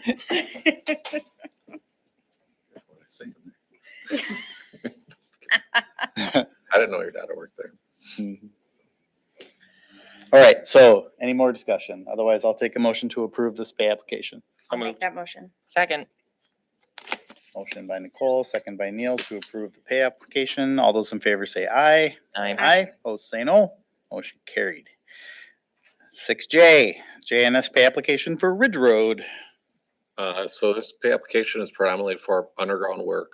Water and sewer, storm sewer has been installed. Both the road and the trail partially established with gravel. We're actually installing curb tomorrow.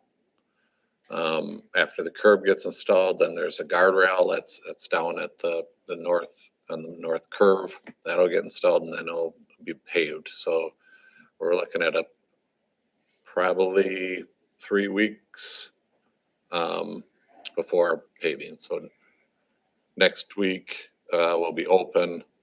The week following will be guardrail. Week following that will be paving. It's anticipated schedule. So this 303, is that what I see? that was for Minger. This one is for 334, 21724. When does a connection happen? Not on there. Up to Quick Trip? It's on page We have a date? 105. It's a little out of order. Oh. Oh, I got it gotcha. mixed up. Yeah. Thank you. Oh, yeah, there it is. The connection meaning when does the road open? You're talking about paving happening soon. Does that mean it opens? I'm in August. They'll want to do the restoration and the trail before they open it, or maybe talk to JNS and see if they're willing to open it, but in August. Sure. Yeah. You said guardrail at the north end, Yeah, so where, bottom of the hill? right, there's a cliff on the So up on top. On the north side, on the north side of Ridge where it turns. On the there's- north side of Ridge Stopping Road. somebody from, Going straight off the going edge. off It in is- case they're not it's- paying attention and they think the road's still there? It's like 50-foot drop over 10 feet. It's a steep one. Yeah, if somebody doesn't turn. Did we, got it. Is there any path lighting? Did that get kicked to us to talk to Excel to put a light in somewhere along there? People walking down the hill? That was discussed or brought up early on, but I don't know if it ever got. I don't think it got anywhere. There is a light, I'm gonna find Todd, because I gave him direction. I forgot what I said. I remember bringing it up 35, because but again, not in the trees. it never made it to the plan and I thought we were missing something, stopping Yeah, I people gave from. Todd my recommendation on a cost thing, and I don't remember what I said, so I'll get back to you on that one.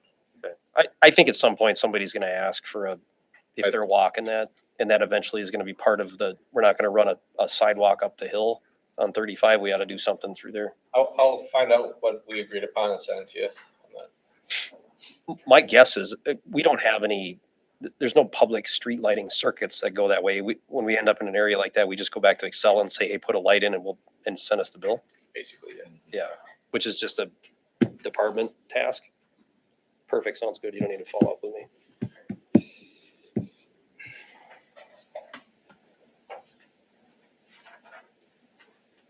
Is there a motion to pay this?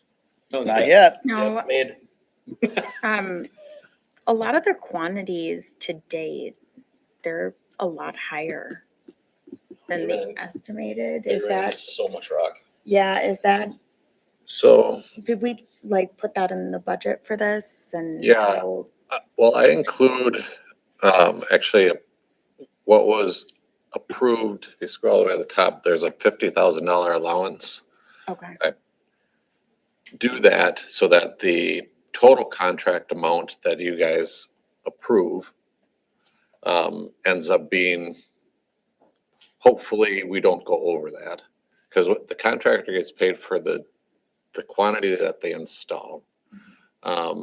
Rock excavation is one thing, but like Depot Road, we ended up removing a little bit more asphalt and paving a little bit more than what the line we had on the paper to match more of, why would you stop right here, take out this, clean this up to kind of thing. Minor piece. Ended up with some more trap rock in the driveway off of Depot than we had estimated. That was to clean that up as well for the work around that. But yeah, the contractor gets paid for what he put in. One other piece was that our plan included the water main and sewer main in Depot Road, or excuse me, Ridge Road. And the plan for Wurzer's development took the mains from Ridge Road into Wurzer's development. That's how we had the plans broken apart. In the developer's agreement, it actually says that the village will provide utilities to the property line. So we had extra feet of water and sewer main.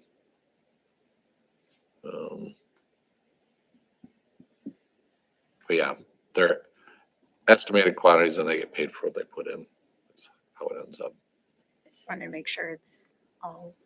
Yeah, and so everything that is on here, I don't even see this until our inspector, RPR, goes through, measures everything, requires load tickets for different things that are paid by the ton.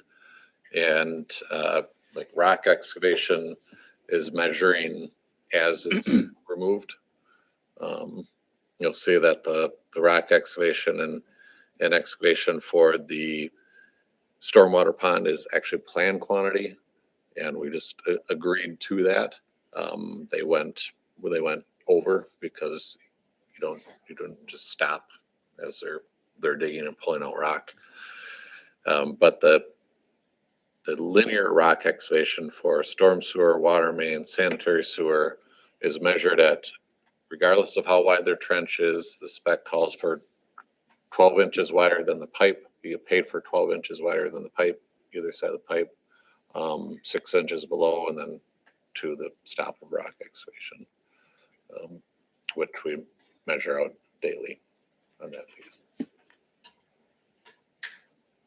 All right, we have a motion on the floor. Is there a second? That was a little much. Yeah, that was a little more than I asked for, but that's Thank you, okay. Arvid. All right, we have a motion and a second to approve the pay application. All those in favor say aye. Aye. Aye. Those say no. Motion carries 6-0. Okay, I'm assuming we do not need to do item 7. Is that correct? You do not, So no. we can skip that. Item 8 on the agenda is future agenda items and updates. We'll start on Nicole's side of the room. Do you have anything you wanted to bring up? Nope. I'm good. No, Arvid?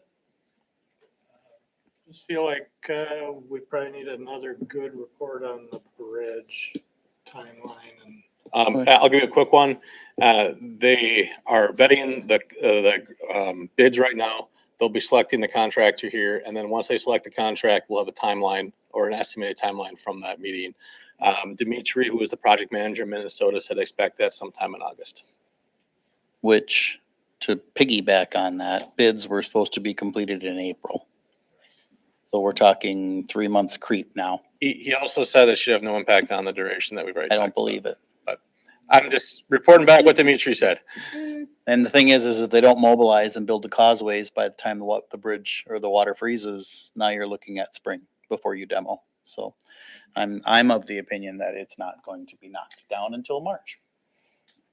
I'm okay with that. And honestly, you can pour concrete in the winter. That water's so low right now. I think they'd take advantage of winter conditions and build all winter. When I get a new update from Dimitri, I'll send it Yeah. to the board. Committees, now that we have a new member, are we shuffling or did you just take? I guess we could talk about it. We'll put it on the next You want to put agenda. that on the next meeting's agenda? Potential committee reshuffling with a new board member? Okay, What happened with the airport? I'm on airport. No, actually, no, Oh, I'm you're- not on airport. I'm on Wheels and Wings. Sorry. Tony wanted to go to the airport, didn't you? I did. I mean, yeah, it's. Yeah, we can cover it next month on Wednesday, not Tuesday. I don't have anything, Mike. No, Neil? I won't be here next month, but a couple years ago, we adopted a cadence for performance check-ins with Devon. We're definitely due for one. I think it would be appropriate to have one scheduled. I can provide feedback to Brad as part of that since I won't be here, but I think it's an important part of employing somebody that we go through those performance meetings. So that was on my mind. Got it. Performance review of Devon. Performance review. And there were, if I may offer a little bit of background, there was, I think maybe 2 years ago, an effort to adopt a cadence for that. So a mid-year check-in and end-of-year performance evaluation. Pretty standard stuff for a board to do with their primary, hire in Devon. So that would be, I think it would be good for us to do that as a matter of best practice to have a closed session in August for that. Anything else? Nope, that's it. All right. Thank you, everybody. We are adjourned at 8:46. If you want to see what they planned for the condos to look like in Gateway, he dropped them off. Concept? I'd like to see that.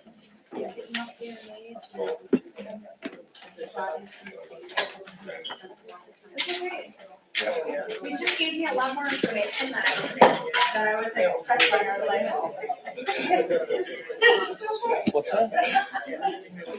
So they,